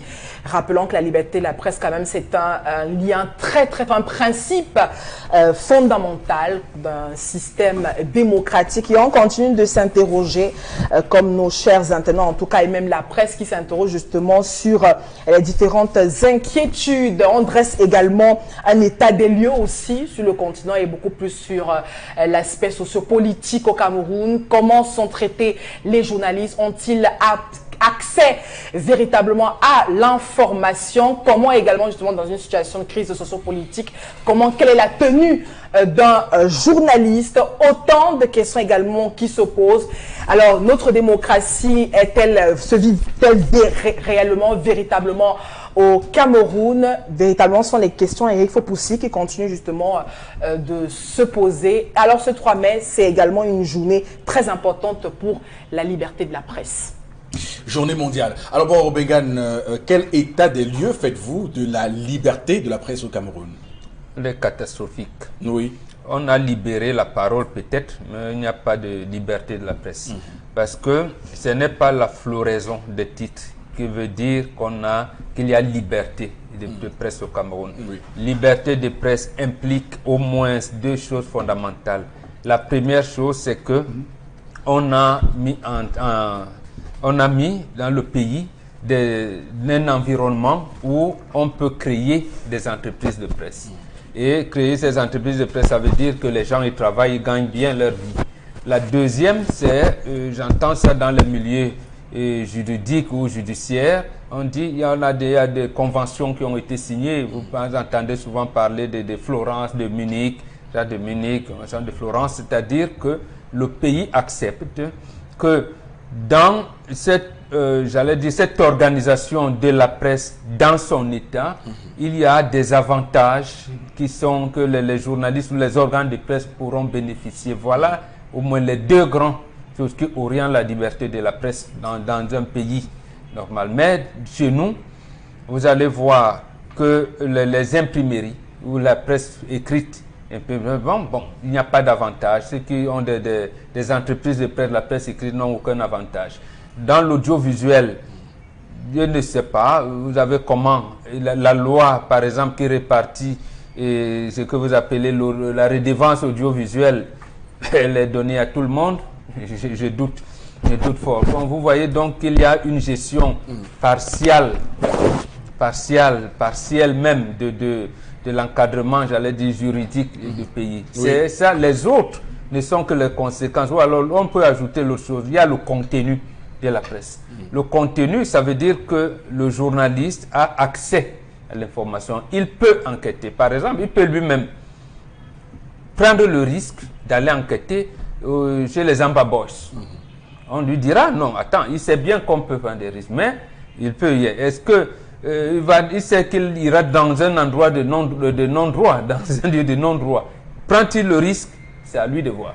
Mais au moins, quand il vient, il publie, que ce soit pour ou contre la version officielle, qu'on le laisse publier. Mais est-ce que chez nous, lorsque vous prenez le risque aujourd'hui d'aller enquêter sur Boko Haram, sur les Ambabos, et que vous venez dire une information, est-ce qu'il n'y aura pas d'autres journaux qui vont vous dire c'est faux. Pourquoi d'autres journaux vont vous dire c'est faux alors qu'ils n'ont pas envoyé des correspondants là-bas? Ou que pire, qu'on vous assimile à ces gens-là. Voilà. Souvenez-vous de ce qui avait été fait à Medaba, le correspondant de RFI au Cameroun. Absolument. Oui, Rodé Tonga également. C'est des bons exemples. Les autres ont eu eux, également les convenus avec la justice. Merci d'avoir révélé ces cas-là. Oui. Et justement, les cas, on vous dit, ah non, on commence à vous soupçonner, précisément parce que vous avez donné une version qui n'est pas une version officielle. Et pourquoi on en arrive là? Je pense que Feu Ateba Yenepe, à son âme, nous avait donné un exemple, papa.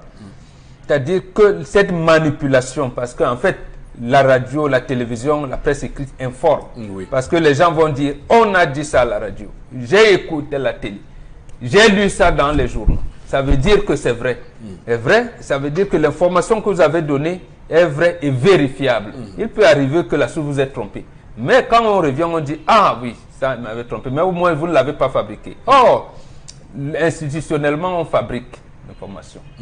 Comment Ateba Yene nous avait dit ici un jour, comment le président national du RDPC sort une circulaire pour donner les orientations et les axes de renouvellement des bureaux des organes de base de son parti. Le journal du RDPC publie la version tronquée. C'est Cameroun Tribune qui publie la vraie version. Vous avez donc deux informations. Signées du président national du RDPC, qui est en même temps président de la République. Et on se met à discuter où se trouve la vraie version. Voilà comment je prends cet exemple-là, venu d'un débat, pour vous montrer comment le pouvoir au Cameroun manipule une information. Donc vous verrez ça plus tard. On vous dit, ah, Frundi n'a pas été enlevé.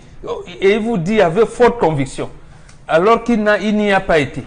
Il n'a pas enquêté pour savoir si Frundi a été arrêté et a été enlevé ou pas. Donc vous voyez, donc c'est cette manipulation-là qui est entretenue le pouvoir, qui fait dire que aujourd'hui, puisqu'on ne peut pas avoir un organe de presse véritable, on est dans cette situation déplorable. Très bien. Alors, Charles Abel, on parle de liberté de presse, mais cette année, on met l'accent sur les fausses informations en contexte démocratique, en contexte électoral, avec, comme on le voit d'ailleurs, si on observe très bien ce qui s'est passé lors des récentes élections présidentielles, la récente élection présidentielle au Cameroun, des camps qui se sont formés avec des lanceurs d'alerte, des activistes qui diffusaient de nombreuses informations. Avec tout ça, à quel niveau doit se situer le journaliste? Monsieur Eric Fopoussi, la population est en mal d'information. Première chose.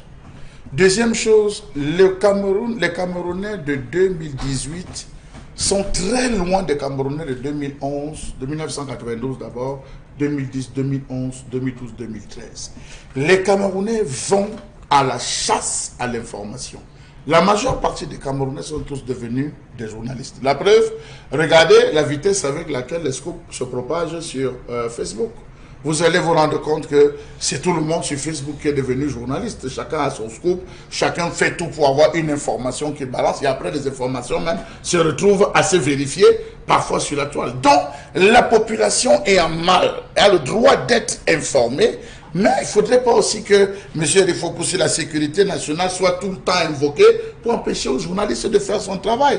Parce que chaque fois que vous aurez envie de dire X, il y aura d'abord la question de la source qui va être posée. Lorsque vous n'êtes pas menacé de mort au niveau de votre téléphone, on vous appelle en disant continuez à faire ce que vous allez voir, ce qu'on va faire, préparez-vous. On va vous prendre un virage avec la lame, ou ce sera avec la lame, on va monter des Nangaboko, soyez prêts. Quand ce n'est pas des menaces de mort, c'est l'emprisonnement. Quand ce n'est pas l'emprisonnement, c'est la clochardisation. Et je ne saurais parler de vexations de toutes sortes, monsieur possible. Est-ce que le journaliste est libre? Oui, lorsqu'il dit des choses qui arrangent. Non, lorsqu'il dit des choses qui choquent. Non, parce que ça, il faut le préciser. Lorsqu'il dit, il va jusqu'à percer des abcès, sortir, citer des noms, il devient l'homme à battre, monsieur, il faut possible. Autant mieux faire comme ce qu'avait dit Bendeka, lorsqu'il revendiquait le paiement de leurs différents droits. Ils avaient dit, imaginez-vous, vous vous levez un matin sans écouter la musique dans une quelconque radio. Imaginez-vous quand je vous levez, la terre est silencieuse, sans aucune mélodie, comment vivez-vous? Alors, transposons cela en disant, imaginez-vous quand vous vous levez un matin sans information. qu'on vive une journée, comme on a fait des blackouts, je te pense au Sénégal, on dit on ne fait pas de journée, on ne fait rien. Radio morte. Comment est-ce qu'on imagine? Il faut, un temps soit peu, qu'on permette aux journalistes de bien se pencher. Bon, a soulevé la question de ce qu'ils appellent cette aide qu'ils apportent à la presse. Ça représente quoi? Essayez de calculer ce qui se fait ailleurs. Essayez de calculer, vous allez vous rendre compte que quand même on met des sommes conséquentes pour permettre aux journalistes de pouvoir se mouvoir sur le terrain, monsieur. Mais est-ce que le journaliste a vocation à être riche? Oui. Financièrement, hein, je veux dire. Monsieur Eric Fopoussi, on le voit ailleurs. Ailleurs où? En France. On le voit. Calculez, allez voir. Allez voir ce qui se passe. Quand je dis pas riche dans le sens que Bill Gates peut devenir aussi riche, non. Monsieur Eric Fopoussi, mais avoir une vie modeste, un minimum qui lui permet de vivre, de ne pas être à l'abri, s'offrir quand même quelques plaisirs. Pensez-vous que les manipulations qui existent dans la presse aujourd'hui sont du fait de ceux qui veulent avoir une vie épanouie ou du fait de ceux qui ont un peu les yeux plus grands que le monde, au final? Tout dépend de ce que chacun s'est fixé comme objectif. Il y a des gens qui décident de danser la danse du lion et d'autres qui décident de danser celle de la panthère, M. Eric Fopoussi. Et ils en payent le prix, quel que soit le lieu où vous vous trouvez, vous payez le prix. Même des fonctionnaires qui choisissent de jouer dans le camp du lion. Et ceux qui choisissent de jouer dans le camp du lion, on voit ce qui se passe. C'est à chacun de faire son choix, M. Eric Fopoussi. Il y a ceux qui ont fait le choix et qui ont fait le serment de rendre compte de la vérité, de le dire que la vérité, d'aller au-delà de l'image, afin de rendre compte, M. Eric Fopoussi. Mais en fait, quand on voit les gens s'exhiber avec... est-ce que ce modèle de journalisme-là, au final, ne prend pas corps au sein de la profession et chacun ne pense qu'à son intérêt et finalement, vous savez, lorsque vous avez cette idée de vouloir emmagasiner l'argent, forcément, vous manquez de déontologie, de professionnalisme. D'objectivité aussi. Le journaliste n'est pas une star. Voilà. Le journaliste n'est non plus un Zorro. Ce n'est pas celui qui pense que le micro ou le crayon à billes qu'il a, c'est des pistolets. Quand il va écrire, sa chose va changer. Non. Le journaliste dit des choses comme elles sont. Mais c'est le thermomètre de la société. Donc, sans thermomètre, vous ne saurez pas quelle de température vous avez. C'est-à-dire, le journaliste, c'est lui qui va avec les gens qui font le sable à la Sanaga ou bien les femmes qui vont vendre à Youpé. Vous le retrouvez à 20h en train d'interviewer le chef de l'État. Mais comment donc? Parce que au final, parce que ma question, j'ai dit, est-ce que le journaliste a vocation à être riche? C'est qu'un journaliste qui met en tête c'est d'avoir une belle voiture, sa vie, c'est assumer sa vie, que pour lui le degré de vie qu'il va atteindre, c'est avoir une voiture, avoir une maison et tout cela, n'est-il pas sujet à être acheté? À être acheté. Vous avez raison. Justement, non, cela est arrivé, cette dérive, parce qu'il faut le dire ainsi, cette dérive est arrivée parce que la société est divisée entre riches et pauvres. Oui. On a mis certains journalistes dans ce sens. Mais le journaliste, au départ, c'est un ouvrier intellectuel. Il vit de son métier et il n'est pas riche dans le sens où il va rivaliser les photos ou les trucs. Non, non, c'est pas ça. C'est un ouvrier intellectuel. C'est-à-dire, vous avez un papier, 1 minute de demi de papier à la radio, à la télé, ou vous avez un quart de page à votre journal de presse écrite, mais vous avez fait une enquête qui nécessite plus de pages que cela. À ce moment, s'il n'y a pas d'espace dans l'organe que vous pouvez publier un livre. Le livre peut vous apporter de l'argent. Et vous pouvez acheter, construire une maison, acheter des voitures. Mais vous êtes un ouvrier intellectuel. Par exemple, quand vous fourrez votre nez sur la convention passée pour la régie Faircamp, par exemple. Hier ou avant-hier, on parlait ici les ex-employés des sociétés d'État ou du patrimoine de la régie Faircamp. Bon, peut-être l'organe de presse que vous utilisez, il a besoin d'un papier d'1 minute. Bon. Mais toutes les informations, la tonne d'informations que vous avez, peut vous amener à publier un livre et à interroger donc et le FMI, et la dimension sociale des plans d'ajustement structurel qui n'ont pas été. Et là, si ça vous donne, si vous faites un best-seller, ça vous donne des milliards. Où est le problème? La question qu'on va se poser au final, c'est d'avoir cet empêchement à la liberté qui est des journalistes dont on achète de la conscience. Justement, pardon, je termine. Justement, c'est là où il n'y a pas, j'ai dit tout à l'heure qu'il n'y a pas de liberté de presse. C'est-à-dire que vous vous engagez là maintenant à dire, mais que s'est-il passé le 1er avril 1999 avec cette affaire de la régie Fercam là? Que s'est-il passé en 1998 avec cette affaire de la SOCAR? Que s'est-il passé avec cette affaire de la privatisation de la SONEL en juin 2001? Vous voulez donc vous enquêter, ça veut dire que on va vous donner cette convention signée. Ici, on ne vous donnera pas. On ne vous donnera pas cette convention. Et même, pourquoi la Société nationale d'investissement, la SNI, a bradé la CAMCHIP, le port, ainsi de suite? Vous allez vous interroger, on ne vous donnera pas l'information. Et par rapport donc à ça, il n'y a pas de liberté de presse. D'accord. Encore, M. Eric Fopoussi, que j'aimerais, puisque c'est là que je voulais retrouver Mbabok, vous allez vous rendre compte que vous vous déplacez pour avoir l'accès à l'information. Vous êtes 3 médias. Lorsque vous arrivez, vous frappez à la porte, vous dites on veut rencontrer tel, on vous dit non. On reçoit les deux, vous partez. Vous, on ne veut pas vous voir. On dit tel média d'office, on met la croix sur des médias. Vous allez demander même, par rapport à une situation, j'ai dit une situation qui s'est posée, une situation temporaire dans la ville, un accident, je ne sais pas moi, un problème de route, vous allez toquer à la porte du délégué, vous demandez à rencontrer le délégué, je prends encore n'importe quel délégué, on dit le délégué ne parle pas. Pour que le délégué parle, il faut que vous envoyez une note, vous faites une demande au ministre, au gouverneur, ou je ne sais pas au gouverneur, vous faites une demande à son ministre de tutelle qu'il réponde avant qu'il se retrouve à parler. Donc, vous vous rendez compte que c'est biaisé. Vous, qu'est-ce que vous êtes obligé de faire? Vous êtes obligé d'attendre que ce même délégué qui vous a refusé de parler aille parler sur le tam-tam national. Vous attendez la réaction sur le tam-tam national. Vous récupérez avant de pouvoir traiter le papier. Donc, il faut vous dire que liberté, il n'y en a pas parce que l'accès à l'information, comme le disait Bobo, vous voulez savoir. Oui, là c'est un pan. Alors, Flora, moi, je voudrais quand même qu'on s'appesantisse quand même sur la question des perdièmes au Cameroun, parce que c'est quand même intéressant de voir qu'il y a beaucoup de journalistes, il y a beaucoup de gens qui vivent des perdièmes. D'ailleurs, il y a un terme qui est désormais utilisé, ils appellent ça rissoter. Ça veut dire qu'on vous le gombo, on vous invite, même pas seulement, il y a beaucoup de gens, il y a beaucoup de gens qui investissent, qui vont faire des investigations, mais qui sont on va dire, orientés. Ça veut dire qu'on vous amène à faire une enquête, mais une enquête orientée. Oui. Donc, et parfois, ces gens-là en sortent avec des millions, et vous les voyez pavaner leur opulence, leur oisiveté à tout rompre. Allez-y, Flora, sur cette question. Justement, je crois que c'est un pan de ce que Chalamel était en train de dire aujourd'hui. Il y a beaucoup plus, on parle beaucoup plus de liberté professionnelle. Et c'est à ce niveau qu'il y a un dispositif qui est mis en jeu, c'est-à-dire le média dans lequel vous travaillez. Peut-être la ligne éditoriale, le travail que vous fournissez au quotidien par rapport à votre média, et puis justement la ligne éditoriale. C'est pourquoi, et c'est justement l'exemple que Chalamel a pris. Donc aujourd'hui, on ne peut plus parler de liberté de presse. Aujourd'hui, on parle beaucoup plus de liberté professionnelle. Ça veut dire, comme Chalamel a dit, on est sur le terrain, il y a plusieurs médias, il y en a qui ont une certaine faveur. Il y a même certains médias qui se retrouvent en association aussi. C'est-à-dire que quand vous êtes sur le terrain, vous avez droit à certaines faveurs, d'autres pas. Donc, c'est ça la réalité, c'est que vous, sur le plan professionnel, vous cherchez à arracher une certaine liberté. Et justement, on se pose la question, est-ce qu'un journaliste a le droit de tout écrire? Pouvez-vous être libre lorsque vous allez dans une couverture et que la personne qui vous accueille vous donne le transport? Est-ce que vous êtes libre en ce moment-là d'avoir un traitement journalistique? Mais attendez, est-ce que le père Diem, justement, est là pour acheter la conscience du journaliste? C'est là pourquoi le père Diem? Non, est-ce que le père Diem est là pour acheter la conscience du journaliste? En principe, non.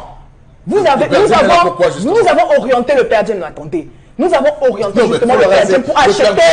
Nous avons justement orienté le père Diem justement pour acheter la conscience des journalistes. Père Diem, avec ou sans père Diem, vous devez être objectif dans ce que vous êtes allé chercher sur le terrain. C'est tout. Alors maintenant, ailleurs, le père Diem, peut-être, quand je vais chuter, alors peut être, c'est-à-dire que vous pouvez assister à une conférence sur le terrain, etc. et tout, vous pouvez passer par des casse-croûtes, je sais pas moi, etc., rafraîchissement et autres, et puis vous repartez. Je dis, père Diem, avec ou sans, vous devez être objectif. Mais la réalité, Eric Fopoussi, oui, être objectif. Le père Diem, mais vous croyez que vous devez rougir devant un père Diem, mais non. C'est celui justement qui pose l'action du père Diem, qui estime qu'elle est en train de vous acheter. Le père Diem. Eric Fopoussi, C'était normal. Et sur le terrain, j'ai un droit.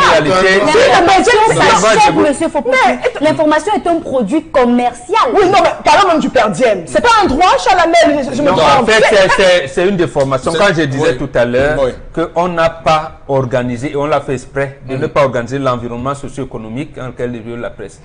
Première chose, en principe, lorsque vous appelez quelqu'un pour l'interviewer, c'est le média qui doit le payer. Voilà. Le média qui lui donne l'argent, lui dit, vous êtes expert, je vais vous prendre au journal 20h, je vais vous prendre tout. Vous le donnez parce qu'il vient vous donner l'expertise. Voilà la norme. Mais dans nos pays, on a inversé. On a inversé, justement, c'est là où, comme vous dites, et vous avez raison, la manipulation est entrée. Oui. Il appartient donc aux journalistes aujourd'hui de savoir que, ah oui, et je me donne l'information, mais attends, les 100 000 francs qui accompagnent, c'est même quoi? C'est quoi? Voilà. Voilà, donc ça ne devrait donc pas chambouler ton esprit. Et ça, c'est regrettable parce que vous voyez des CELCOP dans les ministères au Cameroun et quand ils organisent, ils ont des budgets où ils mettent les médias. Vous voyez 50 000 ici, 100 000 là-bas. Vous demandez, mais c'est quelle histoire? Voilà. Et un journaliste. Moi, c'est comme après à l'école, c'était pas ça. Justement, et vous aviez raison. Oui. Quand il vous donne donc ce communiqué, c'est qu'il a fait là-bas comme communiqué, ou alors la version officielle de département qu'il utilise, département ministériel qu'il utilise, ça ne vous empêche pas de faire des enquêtes. Voilà. C'est-à-dire, vous avez là sa version, et si vous avez d'autres informations complémentaires, vous faites votre papier, comme disait Flora, en toute objectivité. Mais en citant ce que lui l'a dit dans son truc, qu'il vous ait donné 500 000 ou 1 million de francs, tapis. D'accord. On va un peu ce qui se passe où vous dites ce que vous êtes en train de dire. On reçoit des journalistes quelque part, il faut une conférence, après on ne donne pas de transport. À sortir, ils vont déchirer le papier, vous allez attendre ça des semaines. Non, vous ne verrez pas, non. Mais est-ce que c'est normal ça? Non, mais je le dis pour rire, pour faire rire M. Eric Fopousi. Mais c'est ce qui est devenu, c'est devenu la norme, M. Eric Fopousi. C'est-à-dire que lorsqu'on va, vous avez des gens qui vont entrer en disant, est-ce que ça va payer?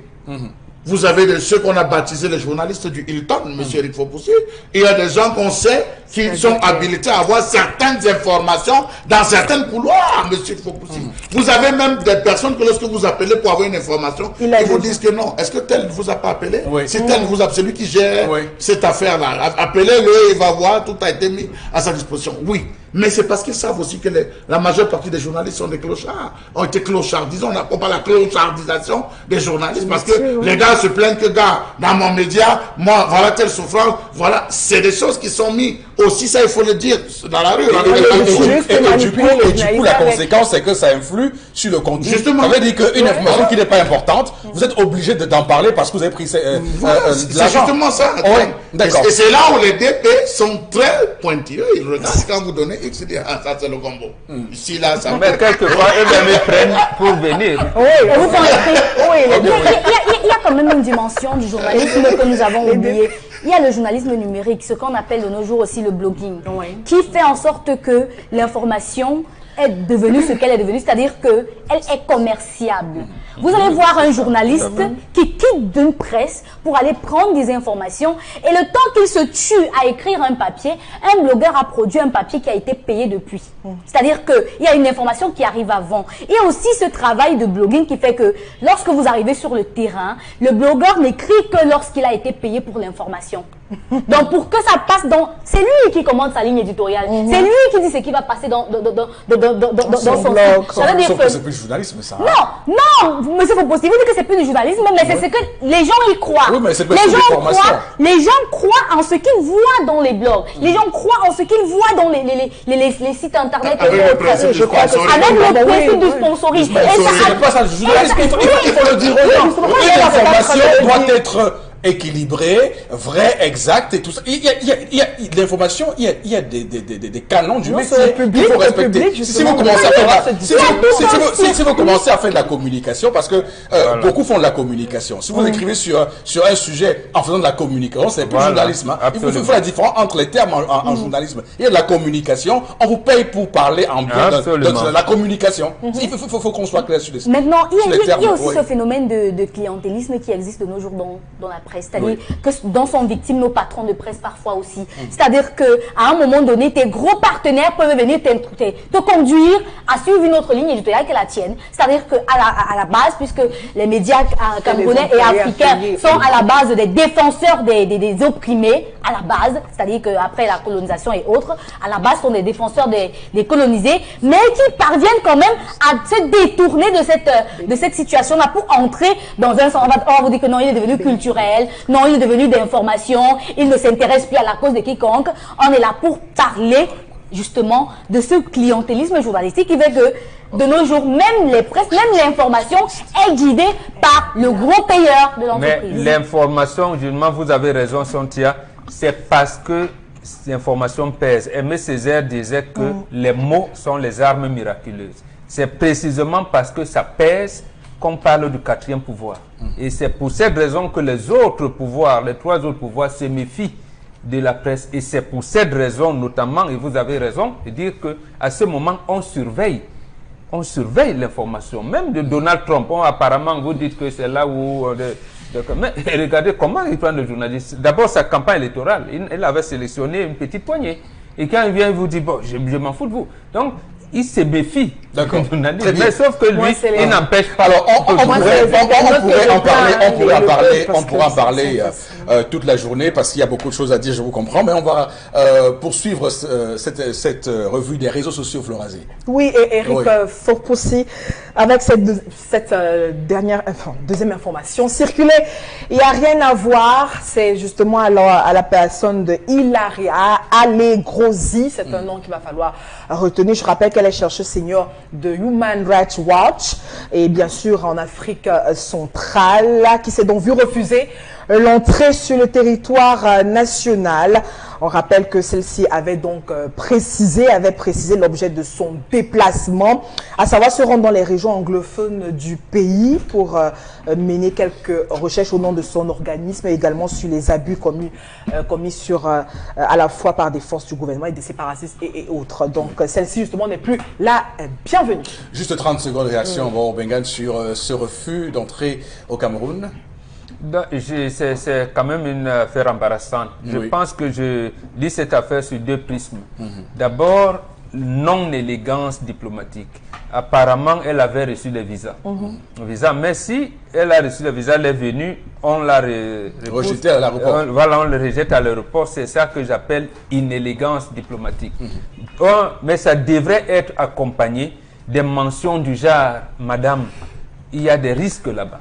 Nous ne pouvons pas assurer votre sécurité. Voilà et tout. Mais l'autre chose, c'est le deuxième prisme, c'est j'ai l'impression que le pouvoir a peur que si elle vient avec les associations aussi, elle peut donner une information qui va mettre en mal, le gouvernement. Alors Floraz, vous terminez rapidement cette revue, je vous en prie. Oui, Eric Fopoussi, on est donc au Bénin avec encore ces nouveaux demandes de violence post-électorale. Les images qui circulent déjà depuis quelques jours sur la toile sont bien sûr effroyables. Donc on en parle justement pour remettre encore sur la selle la démocratie en Afrique. Doit-on justement avoir peur de notre démocratie encore beaucoup plus déconstruite au Bénin? Ce sont les différentes questions qu'on se pose. Mais ces images ne sont pas très belles à voir, Eric Fopoussi. C'est en tout cas très grave. Et puis on s'interroge, où va-t-on justement? Est-ce que le Bénin sortira de sitôt de cette, je vais dire, nuance de violence qu'on observe déjà depuis quelques jours au sein même de cette patrie? C'est encore pas mal de questions qu'on se pose quand on parle de démocratie. Voilà, dommage pour Mathieu Kirikou et tous ceux qui ont fait justement l'histoire du Bénin. Mais bon, au Bénin, c'est quand même tout à fait incompréhensible que Patrice Talon, qui a bénéficié de cette démocratie, on va dire au Bénin, qui semblait marcher alternance régulière avec Nicéphore Soglo, on a eu Bouniaï, qui est passé également au pouvoir là-bas, et qu'il arrive, il décide de durcir les conditions pour être député au Bénin, et au résultat des courses, les partis d'opposition n'ont pas pu avoir de candidat à cette élection législative. Il est allé tout seul et il y a eu ce boycott, 25% d'abstention, et au final on voit très bien qu'il y a une répression forte sur ceux qui manifestent pour dire non à cela. Et c'est pour cette raison que moi, ces images me plaisent. Oui. Pour deux raisons principales. La première, vraiment, c'est ce que vous avez dit. C'est pas normal. Il ne faut pas qu'on accepte que dans un pays où on commençait à apprécier l'ancrage démocratique, et quelqu'un arrive, il vient imposer une conduite qu'on avait tendance à oublier. Oui. Il faudrait bien que le peuple, qui est la référence, donne l'orientation. L'autre chose, on nous parle de démocratie, oui. Mais en fait, ce qui s'est passé au Bénin, à l'époque, vous avez dit, c'est le consensus. L'Afrique, c'est le consensus. On se parle, on prend des règles. Donc, si vous ne voulez pas prendre les règles, non, les gens se gâtent. D'accord, très bien. On va arrêter là pour la revue. Ne me regardez pas comme ça, monsieur Bachou. On va arrêter là pour la revue des réseaux sociaux. On va tout de suite basculer au plateau B où nous attend Miss Vergiturov pour ce matin.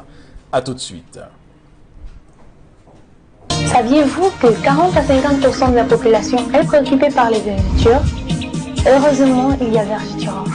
Votre crème anti-vergeture fabriquée à base de plantes et de fibres naturelles. Vergiturov favorise la régénération cellulaire, stimule la production du collagène qui restaure l'élasticité de votre peau.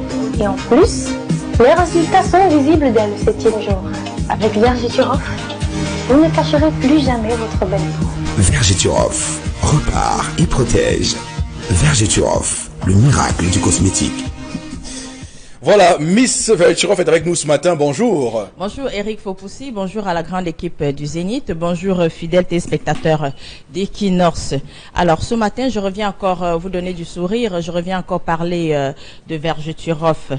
Vous qui souffrez des vergetures, vous qui avez longtemps souffert des vergetures, vous qui avez encore du mal à croire au miracle de la cosmétique, vous qui avez passé le temps à acheter des crèmes X, Y, Z dans les supermarchés, dans les pharmacies et dans les parfumerie sans succès, eh bien, terminez vos sourcils, terminez vos angoisses, parce que Miss Vergiturov a mis pour vous sur le marché depuis 2 ans une véritable panacée pour vous permettre d'avoir du sourire, pour vous permettre de ne plus cacher votre belle peau et pour vous permettre de dire adieu aux vergetures. Alors, c'est quoi cette crème miracle-là? C'est simplement Vergiturov, de par son appellation Vergiture Off. C'est cette crème miracle faite à base de plantes naturelles, de fibres d'élastine, qui a pour but d'éliminer efficacement les vergetures sur l'ensemble du corps. Elle ne se limite pas à éliminer les vergetures sur l'ensemble du corps. Elle stimule la production du collagène qui restaure l'élasticité de la peau. Elle favorise la régénération cellulaire. Elle nous protège au quotidien contre les intempéries et enfin, elle combat efficacement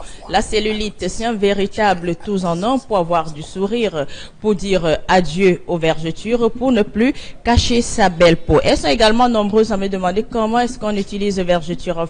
Aussi simple, pour utiliser Vergiturov, il vous suffira simplement de nettoyer la zone à traiter, prélever à l'aide d'une spatule une quantité généreuse de produit que vous appliquez sur les vergetures, frotter, masser, jusqu'à obtention d'une sensation de chaleur. Il faut également noter que la sensation de chaleur n'est pas désagréable. Répétez l'action 2 fois par jour. Par ailleurs, ne l'associez pas aux produits éclaircissants. Ne l'utilisez pas simultanément aux produits éclaircissants sur des zones à traiter. Appliquez uniquement Vergiturov. Avant de commencer l'utilisation de Vergiturov, prenez la peine de filmer avant et après, car c'est vous qui appréciez les résultats. Il faut également noter que Vergiturov est super efficace sur tout type de vergetures. Des vergetures dues à une prise ou alors à une perte brutale du poids, et des vergetures dues à l'utilisation des produits éclaircissants encore appelés Johnson dans nos quartiers, des vergetures dues à une transformation hormonale, pour parler ici des adolescentes, des vergetures dû à une grossesse pendant et après. Vergiturov est super efficace et sans effet secondaire. Alors, je donnerai ici la particularité de Vergiturov. C'est son petit prix pour dire adieu aux vergetures. 6 500 francs seulement pour avoir du sourire, pour ne plus se poser 1001 questions. C'est également sa double, triple protection contre les intempéries. Et enfin, c'est son efficacité qui n'est plus à prouver aujourd'hui. Ici, je vais citer quelques points de vente. Si vous voulez avoir Vergiturov, allez simplement du côté du marché central, parfumerie Momi et parfumerie Tata Solo. Du côté du marché de Ndorbassi, parfumerie Marie-Yvette. Du côté de Bonaberi, Bonasama, parfumerie Éminence. Pour ne citer que ces points, Appelez-nous simplement au 694 88 84 57, 694 88 84 57 ou le 680 00 28 28, 680 00 28 28. Donnez-nous votre ville d'habitation, votre quartier et nous vous orientons dans le point de vente le plus proche. Merci beaucoup, Miss Verger Turov. Madame, monsieur, Merci, on va tout de suite aller à la transition pour prendre interpellation de ce matin. Regardez.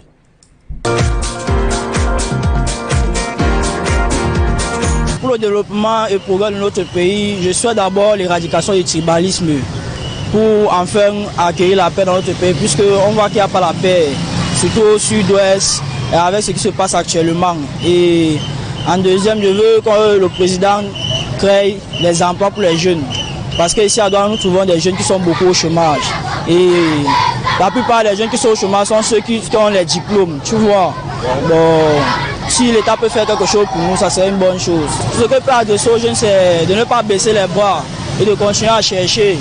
Puisque c'est toujours à la fin qu'on voit le résultat, c'est l'arrivée qui ne concerne pas le départ.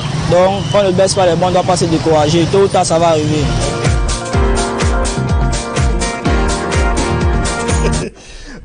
Ok, merci infiniment pour ce jeune homme, jeune garçon qui a lui aussi réagi. On voit très bien qu'il a des idées pour ce pays, hein, Bobo Mbengue. Il faut encourager oui, ça me fait plaisir. Je l'ai vu en tenue scolaire. En tenue scolaire, voilà. Et ça veut dire qu'en fait, le jeune doit rêver. C'est-à-dire, quand on dit rêve, c'est qu'il doit, nous devons, nous les parents, créer des perspectives. Et c'est bien pour lui d'avoir interpellé le gouvernement. Très bien. Quand il voit ses aînés dire les jeunes sont dans le chômage, il est inquiet. Et là, ça bloque son évolution à l'école. Donc, il faudrait qu'il s'épanouisse. C'est bien de nous interpeller comme ça. Ça veut dire que lui, au lycée où il est avec tous ses camarades. Mais quand on commence à lui parler de tribalisme, vous savez, il sera bloqué. Il sera bloqué. Il sera bloqué. Et il faudrait qu'on vienne à un environnement quand même sain. Et ça, c'est de la charge du gouvernement. Ok, d'accord. On va lire quelques messages pour sortir de ce programme. Le temps passe tellement vite, c'est bientôt la fin. Alors, Florazé, rapidement, pour avoir des réactions sur ce qui a été dit sur ce plateau depuis 10 heures. Oui, il faut possible. Oui. Alors, dans d'autres pays, les papiers journaux sont déposés devant les portes des citoyens pour qu'ils soient obligatoirement informés. Mais dans le nôtre, les papiers journaux sont aussi vendus. Pourtant, ils vendent notre bois à prix sans valeur, nous dit cette téléspectateur. En 1996, M. Eric Fopoussi, on avait plus de 1300 titres. 1996, aujourd'hui on est à combien de titres? Combien de titres? 1300 titres. On est à 1300 titres en 1996, M. Eric Fopoussi. Dis-toi ça. Bien sûr. Il y a des presses qui paraissent abertoires que vous ne verrez pas ici. Ah oui, mais si on prend en compte ces presses-là. Oui, 1300. D'accord. Moi, je suis dans les quotidiens, les autres. Ok. Alors, oui, allez-y. Par rapport à la colère de Chalamel, c'est Ismaël qui s'interroge. Il dit, j'aimerais savoir s'il y a une différence entre celui qui tranche la tête qui tranche la tête d'une personne et celui qui a détourné des milliards lorsqu'on sait qu'il y en a qui meurent également en allant puiser de l'eau. C'est drôle par rapport à la colère de Charles Lamel. Quand vous détournez 500 000 francs CFA, on peut vous condamner à vie. Donc c'est justement pour être dans votre sens, cher ami. Mais votre statut social peut aussi vous permettre d'avoir une prison beaucoup moins difficile que les autres. Oui. Ce qui n'est que c'est normal. C'est normal. On ne mettra pas un ancien président en prison comme si on mettait un kidam en prison. Je veux dire qu'à un moment donné, on lui garantit un certain nombre, parce qu'il a les moyens, lui, là-bas, de pouvoir se garantir un minimum. Pas forcément le 5 étoiles, mais au moins le minimum. Comme aussi il est de droit de payer sa prison. Vous pouvez vous entendre avec le juge. La peine qu'on vous a fixée, on fixe un montant, vous payez votre prison. Monsieur Eric Fopoussi, vous ne la faites pas. Ça existe ça? Oui, il y a des gens qui payent. Il y a de liberté sous caution. On appelle ça, il y a liberté sous caution. Il paye sa prison. Là, vous soulevez des choses très intéressantes, mais là, il paye sa prison. Payer sa prison, mais c'est quoi, je parle trivialement comme ceux qui sont en prison, qui disent que j'ai payé ma prison, monsieur Eric Fopoussi. J'ai utilisé le langage langage des prisonniers. Oui, mais pas pour... C'est ce que vous appelez dans votre monde ce caution. Je dis, j'ai payé. Non, sous la caution, le sous-caution, c'est que votre dossier est encore en train de voir. Il faut pousser. Ça, c'est le langage de dehors, le gros français. Mais oui, mais il faut expliquer aux gens parce qu'on peut penser que vous condamne parce que je vais vous payer votre prison. C'est la corruption. Je voulais finir avec le langage des prisonniers qui d'accord, très bien. On met beaucoup de pression à la régie, mais allez-y rapidement. Alors Nathalie pense que si les écoles, les hôpitaux, les routes ne sont pas très bien construites dans notre pays, ce ne sera pas les prisons. D'accord, merci beaucoup. On va remercier nos équipes techniques qui ont été vraiment au taquet ce matin. Merci à vous, Monsieur Chouna Cédric, Monsieur François Dikoumet, coordonné tout cela par Emmanuel Wapi. Madame, Monsieur, passez bon week-end. On se retrouve lundi, c'est ça? Lundi 10h. C'est la fin de la semaine malheureusement, donc on va se retrouver lundi 10h. Ok, que Dieu bénisse le Cameroun.